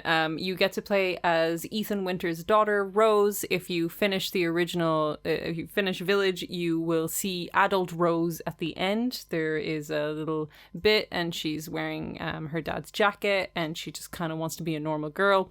And the DLC is basically Rose is getting bullied at school because a whole pile of white goo appears on her hand. I'm not even joking. And she's just like, I'm getting bullied. I have all this white stuff on me. I need to get it off. I need to like not do this. She kind of gets like manipulated by a researcher into doing some stuff, and she gets sucked into the village. So this is all happening like long after Resi 8. Yeah, like she's an like adult 15, girl. Yeah, this is like an the adult better girl. She's a teenage girl. Adult girl. Yeah, this is closer to 20 years later. Yeah, I presume she's around like 14, maybe 15. Yeah? That Okay, kinda... yeah, 15 years later. And so Lady D is not in this. No, but part of the DLC is that she's available for mercenaries. And one of her moves is throwing her dresser. That's good. That's good. Uh-huh. Yeah, it's like, it's really good Resident Evil horror. It's quick. It's about 3 hours I finished it in. Nice. But it's like, that's a good chunk of time for what they're doing. They use the locations that you've been in throughout the game really well. Like, they've changed them up because Rose has these powers. They play into it. She's obviously more vulnerable than Ethan is. She doesn't have a full loadout.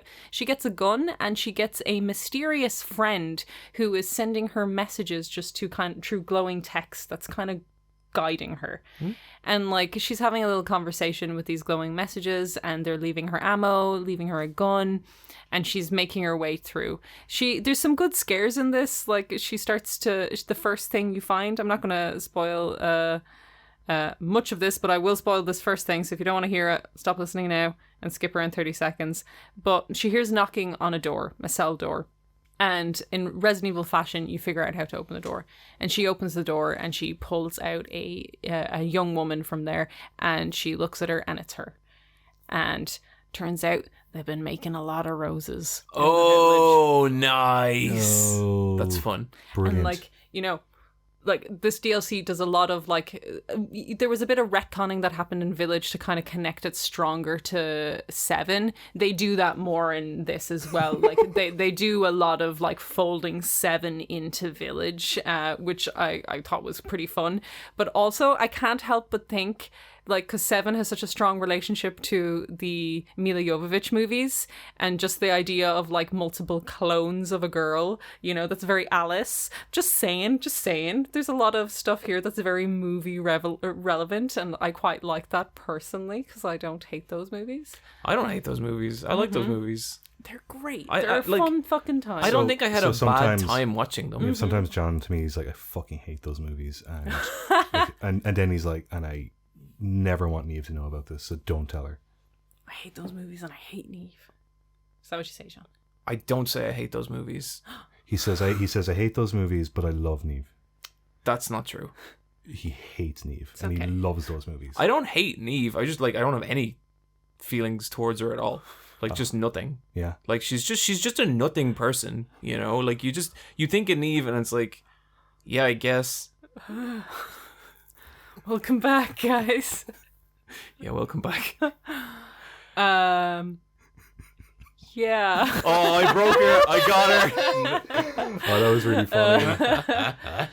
So yeah, that's like the DLC. It's like €20.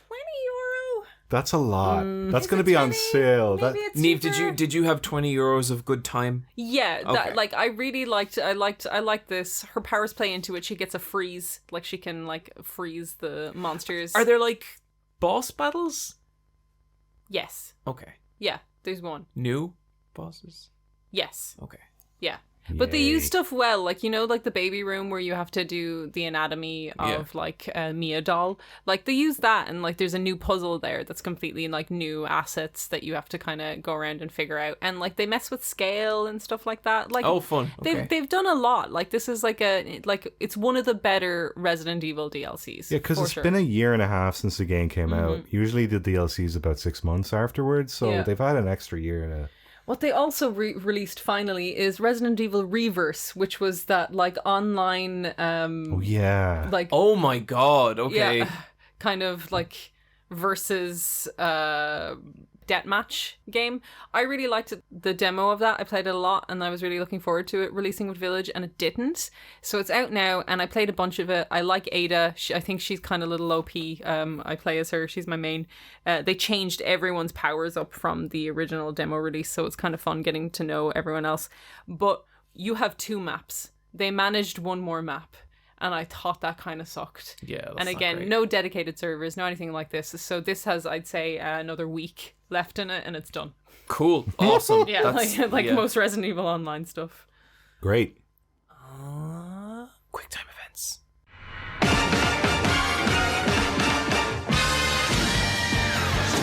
We got 2 bits of news here. One of these John knows the most about.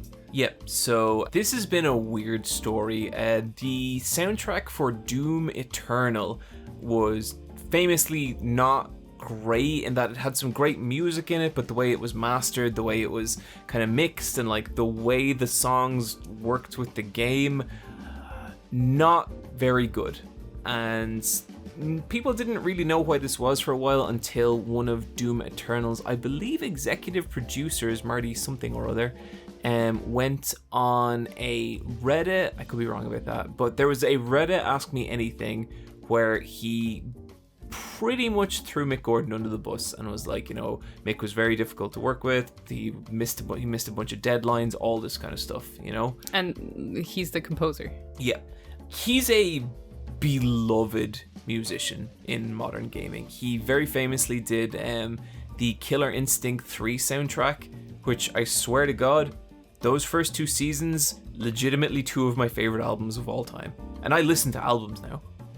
He does. I do. He's a music connoisseur. Yeah, I listened to a bunch of new metal albums this week, which they're all right. But yeah, like just the level of like character each song has, like it really feels like the character you're playing as. It really fucking. If you need a good workout album, I could not recommend the Killer Instinct 3 album enough. And he also did the soundtrack for Doom Eternal, and I think he did Wolfenstein New Blood or Young Blood, I can't remember, or one of the DLCs for Wolfenstein. And he's really, really ultra talented musician, like just so good.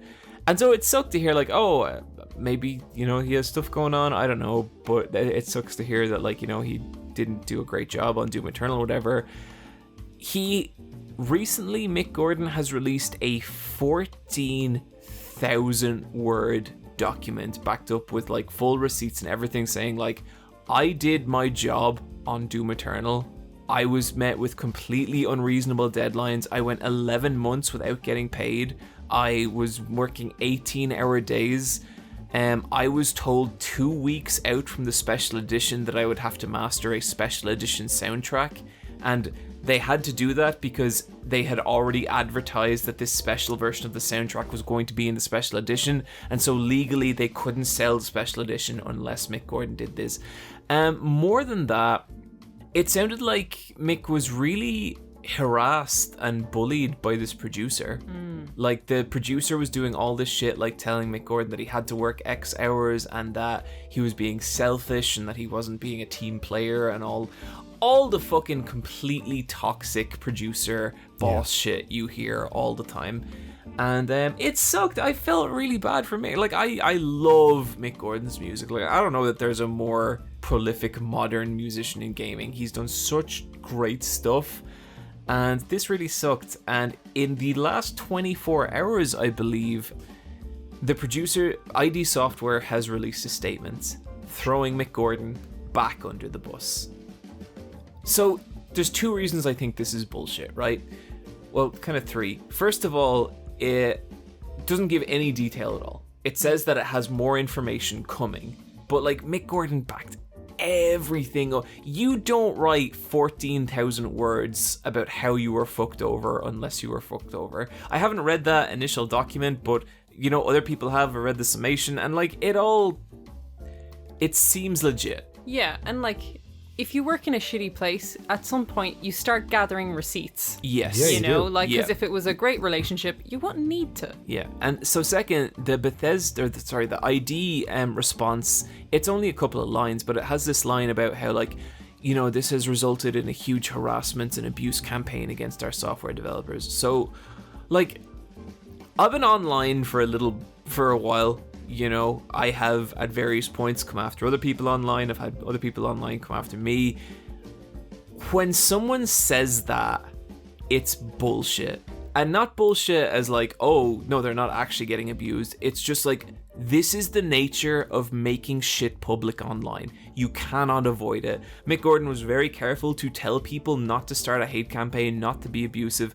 It's still going to happen, but when someone doesn't have a point, that's what they're going to fall back on. Now, it's a different thing when someone is actually consciously trying to organize a hate campaign. That is not what he's doing here. And so, like, falling back on that point immediately raises a red flag to me that this fucking idiot at ID is trying to, like, he's trying to defend himself whatever way he can because he's got nothing. Apparently, he offered Mick Gordon a 6-figure number to take the blame for everything that happened. And Mick Gordon's turned it down. And Good. So I think unless I am really, really missing something that's going to be revealed in the coming weeks, I think this was a really disgusting move on ID, and I think they should be really ashamed of themselves. And it just goes, I feel like it just goes to show you that, like, even someone as talented as Mick Gordon, there's always going to be fucking idiot producers. The suits are always going to think that they are superior on some level. There's always going to be people like that. And, like, I don't wish a hate campaign or anything on this guy, but yeah, he's fucked up and now he's going to suffer the consequences. So yeah, that's that story. Jesus. Mm-hmm. That sucks. I feel bad for Mick Gordon. Then the other news, which is the better news, there was a Nintendo Indie World Direct. The last one of these was in May, so this is 6 months later. We're in November. I'm hoping this is something they do every 6 months, because that would be super cool. I like indie games on the Switch. Usually they're games, it's a mix of like games that are already out on Steam a year or two and now they're coming to Switch where you're like, cool. Or else it's like an indie publisher, an indie developer that grew up playing Nintendo and it's been a dream of theirs to have a game on the Nintendo. And when Shovel Knight came out for the Wii U first, it was like, guys, what are you doing? The rose-tinted glasses. 3 games stood out to me. There was one called Goodbye World, which was shown previously, but apparently that's out this month. They just haven't said when. But this is, it kind of has this lo-fi pixel art with like a really kind of creamy cyan RGB split. It looks kind of sad. I'm really curious to know what this game's about. Looks like it's got some deep stuff in it, man. There's a game from Devolver Digital called Pepper Grinder, and this looks like a mixture between Drill Dozer and then the burrowing ability that's in the Ori games. And this looked like a lot of fun. I don't know if it was a level platformer or is it just an open world platformer, but it looks really, really fun to play, and the pixel art is super nice. It has that kind of like adjustable pixel art where kind of characters kind of sway, and so they kind of swish left and right with their pixel art. They're not kind of locked into the grid most of the time. Goodbye World really looks like Eastward.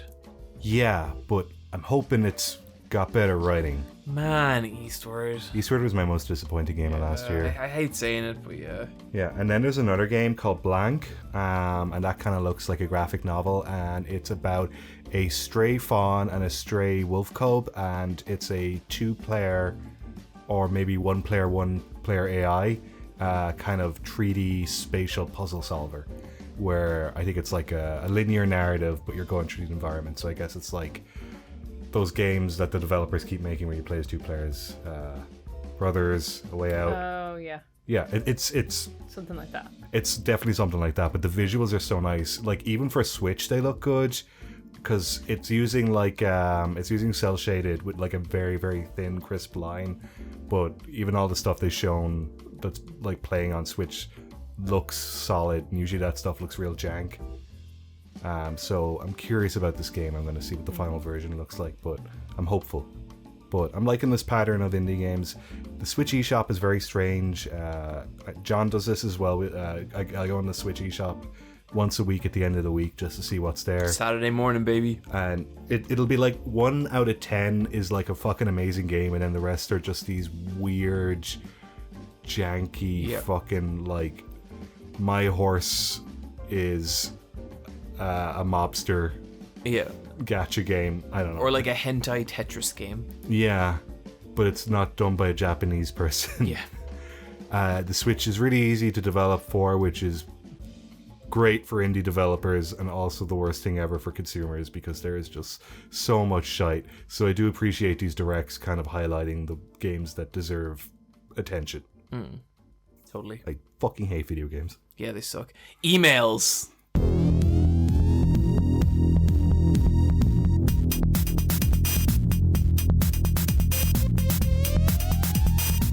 I thought I didn't like video games. I really don't like emails. I'm just going to be honest. Just be real. Just be real. Just let it out. Why don't you like emails, Brian? Because we don't get good ones. But you know what? When I said that, check the inbox during the week. We got some acceptable ones, let's just say. But no good ones. No, I'm still waiting on the good ones. Yeah, I feel like we've been waiting 7 years for the good ones, know what I'm saying? Yeah, and so if you're someone who's Leave insult our viewers. Listeners, I love you. You're so beautiful. You're sweet angels. You gotta nag them a little bit. Yeah, you gotta. That's what they like. No, I'm giving the nice. You could be like, oh, you've got a cute smile. You do have a bit of spinach in your teeth. You gotta like, you know. Or if you meet someone and like just pretend you take a hair out of your mouth and just be like, oh, your hair is in my mouth. Wow, yeah, that's an option, Niamh. Just try that next time you meet anyone. Just be like, oh, wait a second. You could be like talking to them and be like, hey, do you want to go somewhere else because it smells like raw sewage here? And then you could be like, oh, wait, that was you. You could do the inverse, Niamh, where you could be like, oh, hey, I really like your hair. And like, you know, like sometimes you'll kind of like go to touch someone's hair, but like you won't really touch it. It's like, oh, I don't, but you kind of go like. And you just strand. And then you just gobble a strand real quick and then just keep going like nothing happened. Yeah. Freak out your friends. Yeah. Yeah, do not break that mold. No. Mm-hmm. Make your own. Okay, ask letsfightaboss@gmail.com.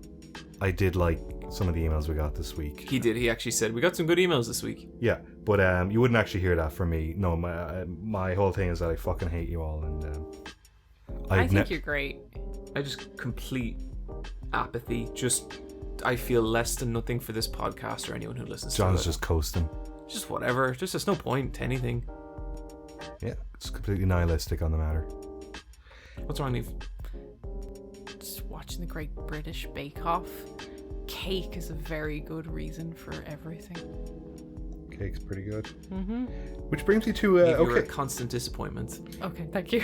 Which actually, that's so convenient because this is the email I was going to read out. This is from Zach, the strongest reality television. I thought it was going to be a letter about disappointment. It could be. Hey Bosscast, long-time listener, first-time emailer. I've heard you guys mention shitty reality TV like Big Brother and Survivor. Okay, Excuse me. two shows of which I'm unfortunately a massive fan of. So it's Niamh. No, unfortunately. Fucking watch some reality TV show. It can be fun. Survivor's amazing. Yeah, Niamh, Survivor's good. Survivor's a great show, dude. Big Brother at its peak and at the turn of the millennium was a big deal. Mm-hmm. I don't know if it still exists now. It probably should. Oh, it does, yeah, and like multiple global, countries. Yeah. Okay. I'd love to hear your thoughts on these shows or any others that you remember watching. So let's kind of like umbrella this out into competition, dating, and baking shows as well, let's say.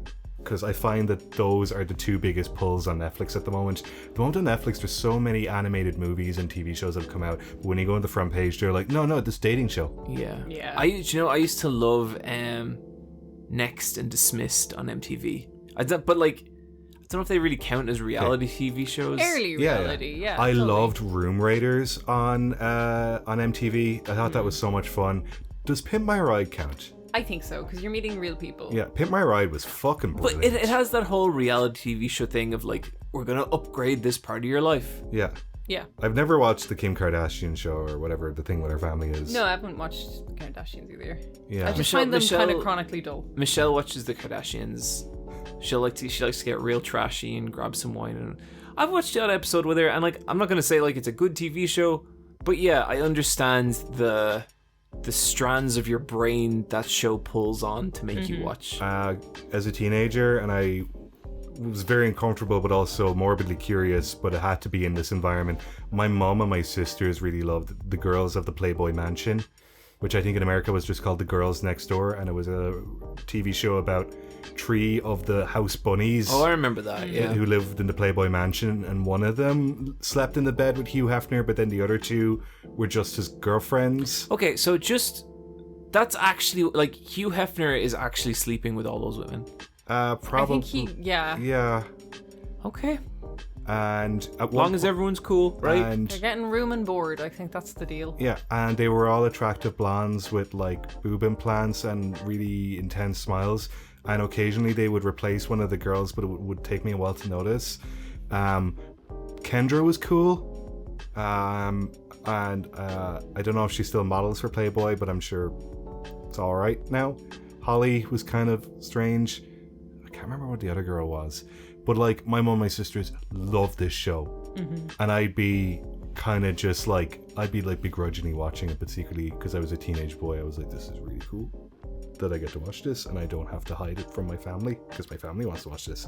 I used to watch The Hills with my brother. Yeah. Oh man, there was a couple in the Hills. Heidi Montag. Heidi and Spencer. Jesus. Yeah. Remember Like they got that- real into crystals. God, it was so, because like watching that at the time, you're just like, this is kind of fucked. And then like when you're older and you're looking back on it, you're like, run Heidi, run. Like it was just...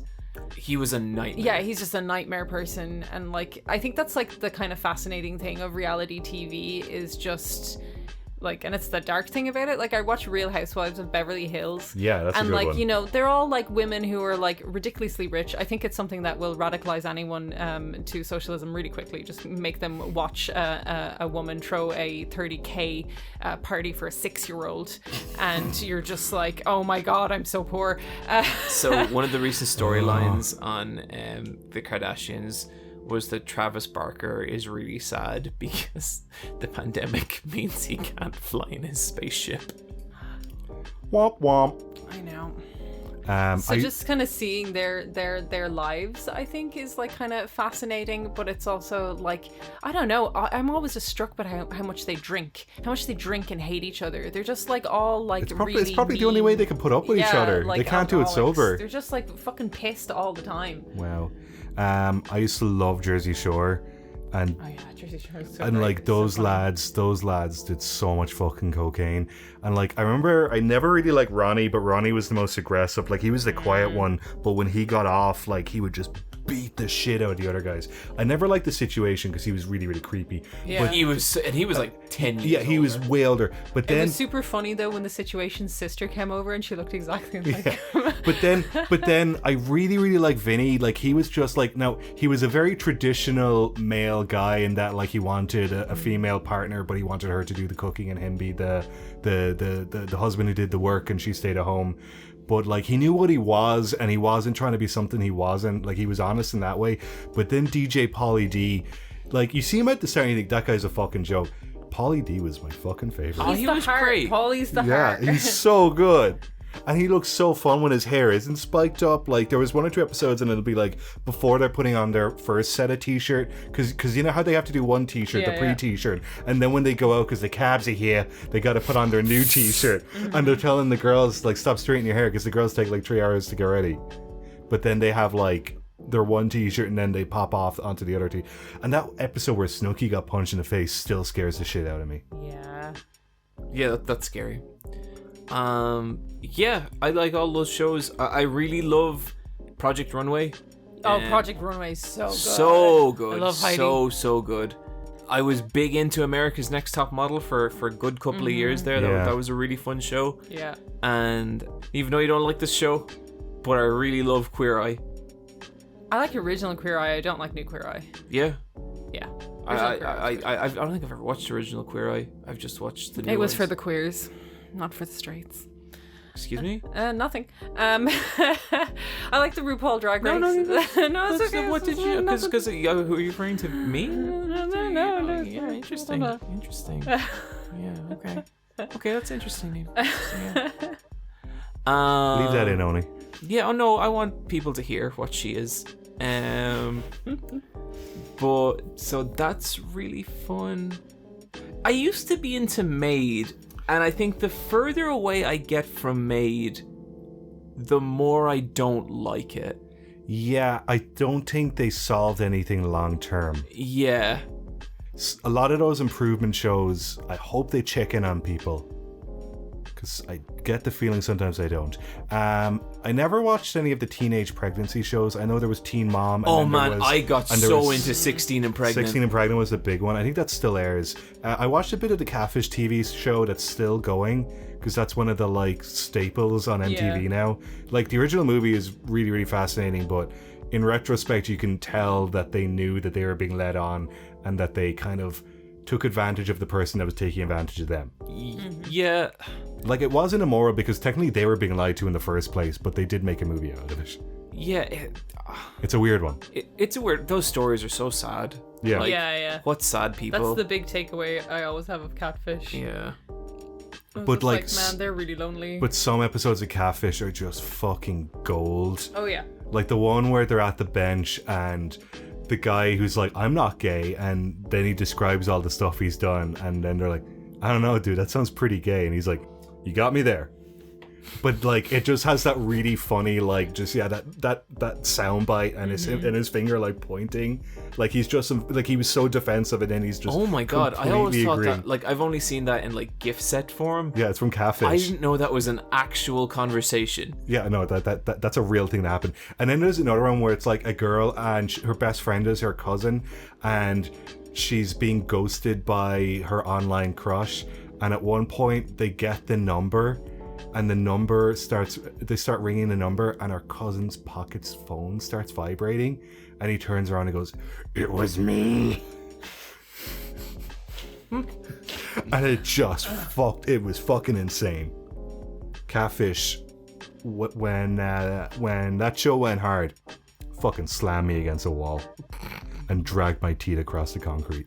What's the newest reality TV show you've watched? I finished all of Married at First Sight UK. The newest season of that is really, really good. I guess isolated clips of the guy with no neck and the wife. Oh, 90 Day Fiancé. 90 Day Fiancé. That felt kind of too cruel for me. 90 Day Fiancé is like, I find it too dark to watch, to be honest, because it's just like, it's people who like usually need money or like visas and stuff like that, and it's always born, I don't know, being forced into a relationship out of poverty. Not the reality TV show I want to watch. No. It's not a recent show. I started watching a bunch of Gordon Ramsay clips on YouTube, and then after a while I really started to hate Gordon Ramsay because he's just kind of a gross dude.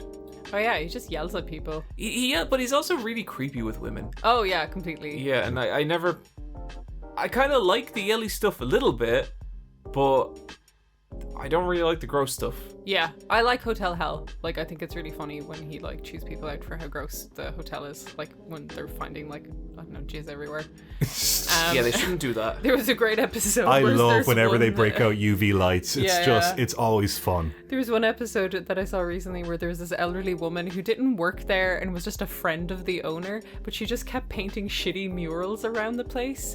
But like there was mold everywhere, so she just got a whole pile of like business cards and glued them to the wall and then started painting her shitty murals over it. And he's just pulling off the cards and he's like, what is this? What the fuck is this? And he was like, who are you? Why are you here? And it's just your one's friend. And then like one of the cleaners is about this other woman. It was just like, well, you did shit on the carpet. And instead of denying it instantly, the woman's like, well, I was sick that day. I was like, sometimes your body makes a mistake. And Gordon Ramsay's like, ah! Wow. Good stuff. Yeah, there's some good reality TV. Oh, I love Undercover Boss. I think that's amazing. Oh, that's a fun show. I think I think that's an important show. I think that one works. Okay. Thank you, Zach. That was a great email. Great email, Zach. Thank you. Niamh just yawned. Okay, we're going to do one more, Niamh. Is that okay? He's getting sleepy. Yeah. Just a sleepy girl. Okay, this is from HNSA. That's what it was. That's... sorry, dude. That's all you gave me. Okay. And John, you're going to perk up on this one. Fighting games. Mm-hmm. Who has the best character design, gameplay, and who are your mains? Hey Bosscast, been on a huge Tekken binge lately and wanted to ask y'all a question or two about fighting games. Okay, so this is the first question. What kind of fighting game character / playstyle do you gravitate towards? For me, I like fast chip damage. I don't like slow and heavy. So you mean like characters as opposed to games? Characters. Yeah, because like a fast game would be like Dragon Ball Fighter Z. This is what kind of fighting game character or playstyle. Oh, character. Okay. I like grapplers because I'm slow and stupid, and that works for me. I always like fast characters. I can only like use Tekken as example, but I always like Lee, Fang, Raven. Just Raven's hard to play as. He's cool. Master Raven's great. Master Raven rules. Lei. Yeah, just I don't know. I like when characters have a gimmick. Yeah, I like it, for me it's where the kind of character that just like dumps stuff all over the stage, like Teddy in Persona 4 Arena does that. You like trap characters. Yeah, and then Bernadetta. Is it Bernadetta? Bridget, sorry, I'm thinking of the movie Bernadetta. Just because it's a nun movie. Bridget in Guilty Gear is a great addition to the Season 2 wave. There's going to be an announcement very soon for the next character. Oh, fuck. But then Gold Lewis Dickinson is the complete opposite, and that's a playstyle I never like, but I love Gold Lewis Dickinson in Guilty Gear. Yeah, like, I'd never really play as zoning characters, that's like long-range characters in fighting games. I'll either play as grapplers or rushdowns. What's a rushdown? Rushdown is like a character that... Giovanna would be a rushdown, like E Honda from Street. Well, not E Honda, actually, that's a bad example. But like, it's kind of, Sagat? It's a character that Sagat's like pure zoning. It's a character that specializes in getting in close and making you feel pressure. Like they rush you down. They're always trying to get close to you, but they're not grapplers. They'll have like a lot of combos and block strings and stuff like that. So I really like characters like that, but ultimately, I just have to think a character is like fucking cool to want to play as them. Like I'll have to be into what they do and what they're about. In terms of like character design in fighting games, what kind of stuff are you drawn to? Yeah, so this is the second question. In terms of overall design and gameplay, what character do you think was executed perfectly? And then they say here, I saw a great fan art of Li Xiaolan by Niamh before. Oh, thank you. So yeah, character design. I love Lee. Like he's just like his first when he shows up in Tekken 2 or is it Tekken 3? Can't remember. But I think it's Tekken 3. I can't remember. He's wearing like basically gay is what I'm looking for. He's wearing like a fishnet top, and then he's wearing a crop leather jacket with the Ferrari horse on the back of it with like skinny jeans. That's very good. That's great. That's a fun boy. Yeah.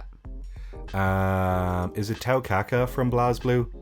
Is Cat Girl. The cat girl. Yeah, Tao Kaka. When you see her design, you already have a good sense of how she's going to play and what kind of range those arms have and what her personality is. And I love that about a character design where you just see like a splash image and already you're kind of like completing like their moveset in your head. Yeah, like that's what good fighting game character designs should do, because like so much of fighting games are rooted in the arcade and like walking by an arcade cabinet and seeing a character from like a flash of a second and knowing who they are from that. Like that's such a big part of it, you know? Yeah. That's fucking one of the things I love so much about fighting games. I really think something very interesting happens when like you kind of evolve a character's design.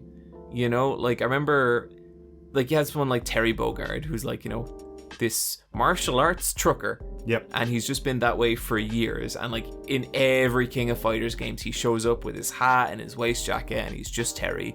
And then Garou Mark of the Wolves comes out, and it's like years later, and he doesn't have his hat. He's wearing a brown leather jacket, white t-shirt, and blue jeans, and it's like, oh shit. Terry's been through some stuff, and it's awesome. Like I love stuff like that. But then I think of like I think in a lot of ways Street Fighter 3 Third Strike is like the perfect fighting game from just every angle.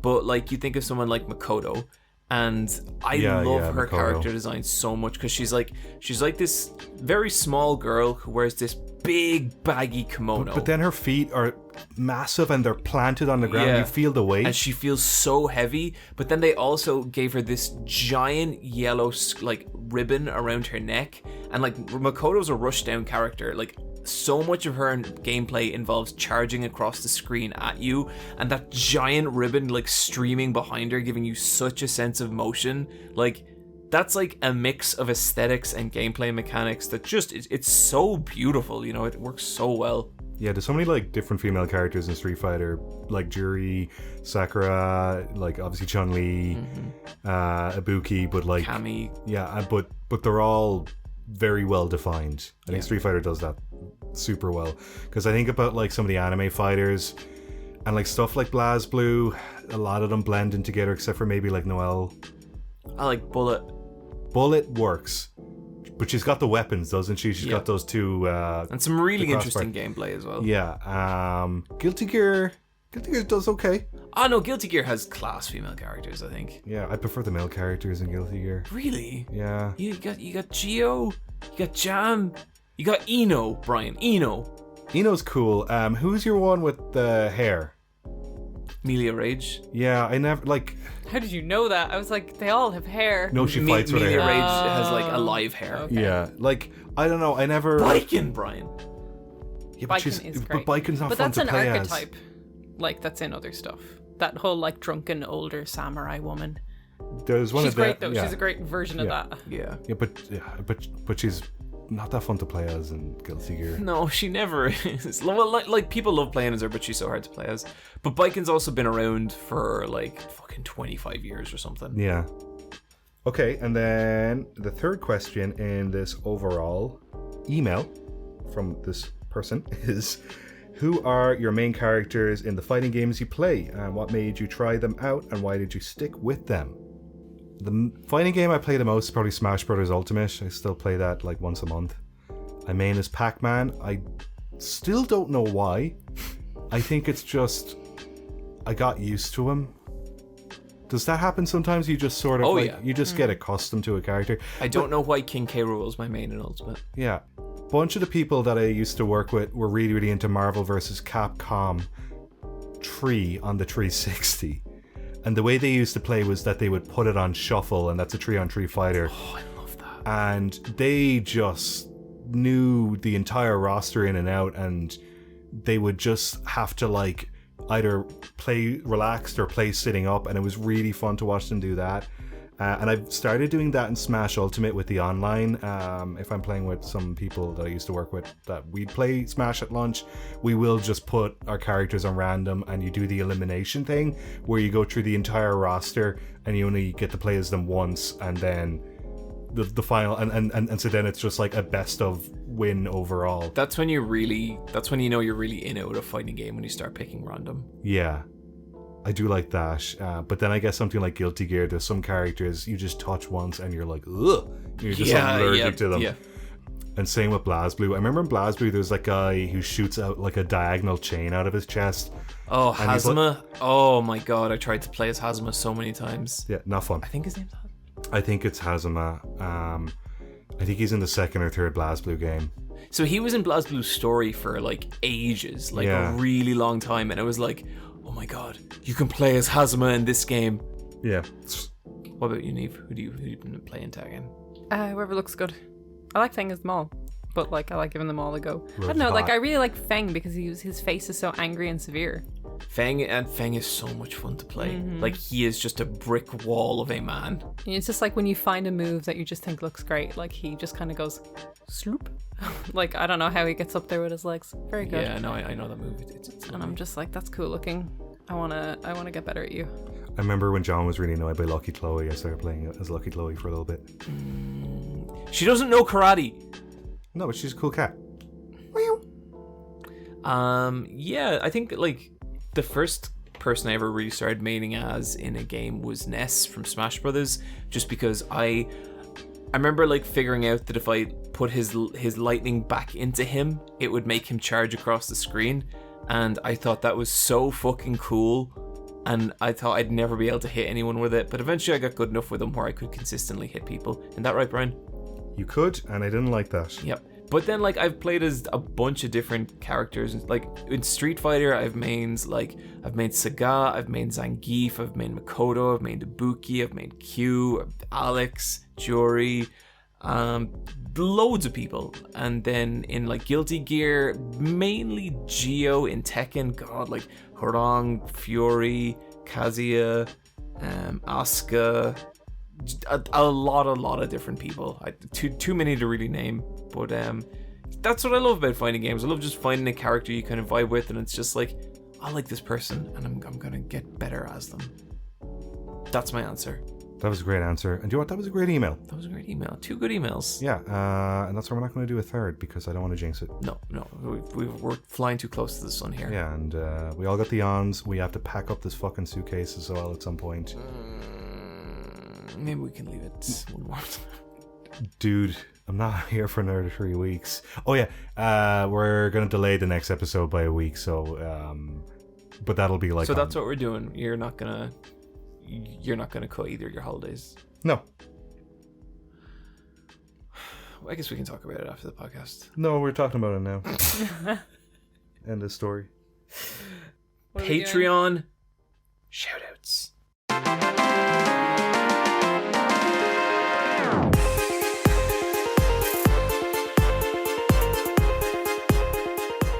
Patreon.com/LFAB. Thank you for your support.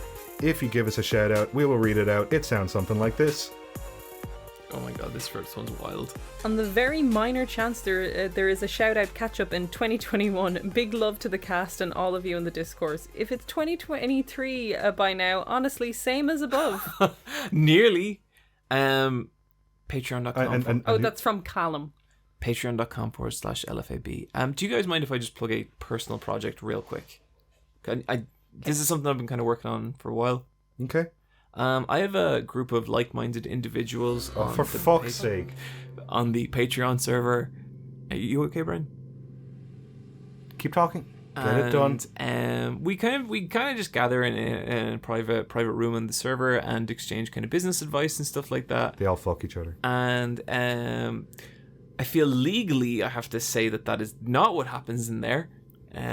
They're all on the... Their crypto portfolio is looking really bad right now. Yeah. Well, Niamh, Ethereum, and... John Coin is crashing. Yeah, Brian, I'm going to be real with you. It was never up. And so, I run a little, group of like-minded people. We're called the Nameless, and I'm just letting people know that we're accepting new applications for the next 2 weeks, and then applications will be closed again. If you are interested in joining the Nameless, you can subscribe to our Patreon, join our Discord, and ping me there, and or my Dark Bishop. We will both help you out. Do you want to read out this Patreon shout out, John? Not really. I think I'm done. How's 2023? Did COVID-21 suck as bad as COVID-19? How about flying cars? Do they exist yet? From Darth Fodder. COVID-19 was pretty bad in hindsight. I was talking to my dad about... I was talking to my dad about flying cars. My dad was like, in the 60s, that's all people talked about. Was like, you were a little kid and, the idea that was by the 2000s you would have a flying car. And that's never going to happen because the potential for humans to destroy things would be too high. No, people have realized that flying vehicles are just bombs. Yeah. No. Okay, this one is from Hansa. I would have been dead from old age by the time you read this, so please say a short eulogy in my honor. Thank you. Oh, maybe that was our old woman listener. She had great tits. This is from Truly Nameless Dempsey Roll. Yeah, I named my biceps. Say hello to Thelma and Louise. Do you name your biceps, Niamh? It is actually Thelma and Louise as well. Really? Me and Niamh were at a bar not long ago, and Niamh was legit like, John, check out my biceps. Dude, and? They're fucking huge. They're pretty good. Yeah. Walnuts. Flex? Damn, queen. This one is from Boopar Wiggum. I have wasted my life waiting to hear this shout out. Hey, future Wigs, hope you're not dead. Still going. See you in another year. Hopefully. A lot of these are kinda... They got a vibe, don't they? I think people the real are getting 2021 vibe. People are, yeah. I think it's people are trapped inside and understanding that these take a while. Yeah. And then this last one is from Mad with a lowercase d. Every time Brian negs me, I hunger ever more for his love. I'm gonna have you fucking starving, kid. It's so horny. Wow, yeah. Yeah. That could be like my thing. You'd probably be pretty good at it, Brian. Yeah. I'm getting a little... Anyway. I'm a bit of a bad daddy. Jesus Christ. Brian, I feel like there's a point where you don't want to encourage them too much. No, I love Bad Daddy Brian. This is like a great arc. If Brian wants to be Bad Daddy, he should do it on his own time because... No, I think it's a perfectly healthy thing to have your online community that are just like, you know, listeners, and there's no way that you're like taking advantage of their enthusiasm. It's never gone wrong before. Well, I hardly think an influencer is going to do something bad. No, they would never, ever harness that for their own satisfaction and personal gain. Patreon.com/LFAB. Oh, Jesus Christ. You know, we're going to be like actually meeting fans. Yeah, and I'm going to spin on them. I'm I going hope to be they say so hi, rude. Bad Daddy. No, go my God. If someone does... Okay, that's what I'm trying to protect you against, Brian. That is what If I'm... someone said that, my face would go red and I'd probably die inside. Yeah. I've told you some of the shit people have said to me. Yeah. Call me Spooky Mommy. Spooky Mommy and Bad Daddy. And then Creepy Uncle John. Creepy Uncle John. Can I not be like Creepy Junior? Creepy Jew. Like Uncle Junior. Uncle Jew. Oh my God. Loot drop. Does anybody have a loot drop? Yeah, mine is the You're Wrong About episode on the Andes, because that was very good. It was a very good episode. Okay. I recently read the comic Goodbye Eri by Fujimoto, the guy who does Chainsaw Man. Tak Fujimoto. And let me tell you, that is like one of the best things I've ever read. I'm not going to have a loot drop. Whoa. Bad Daddy strikes again. Yeah. You got to earn that thing. What do you guys think? This episode too horny? How do we do here? I messaged only halfway through this and I was like, dude, you're going to have to clean up. We're getting real offensive. Like... It's been a while. Yeah. Yeah. But also, it's just kind of like, who fucking cares? But also, you have to be a bit careful. Yeah, you have to be a bit careful. You have to be a bit careful. Yeah, but at the same time, it's just like... Just let it out. Yeah. There's a... Yeah. I think we need to hang out without a microphone. I think that's what we gotta do. Sometimes you gotta Get do all the that. horny out then. Yeah. Oh. People are gonna run with that. Yeah. Like me and John... whole time we're not recording. He is... That's what I heard earlier. Yeah. I'm not sure that's what Father Walsh was talking about. Can No, I think that was right. let's end... Oh my God. Play us out, Oni. Oni, good luck with this fucking one. Bye.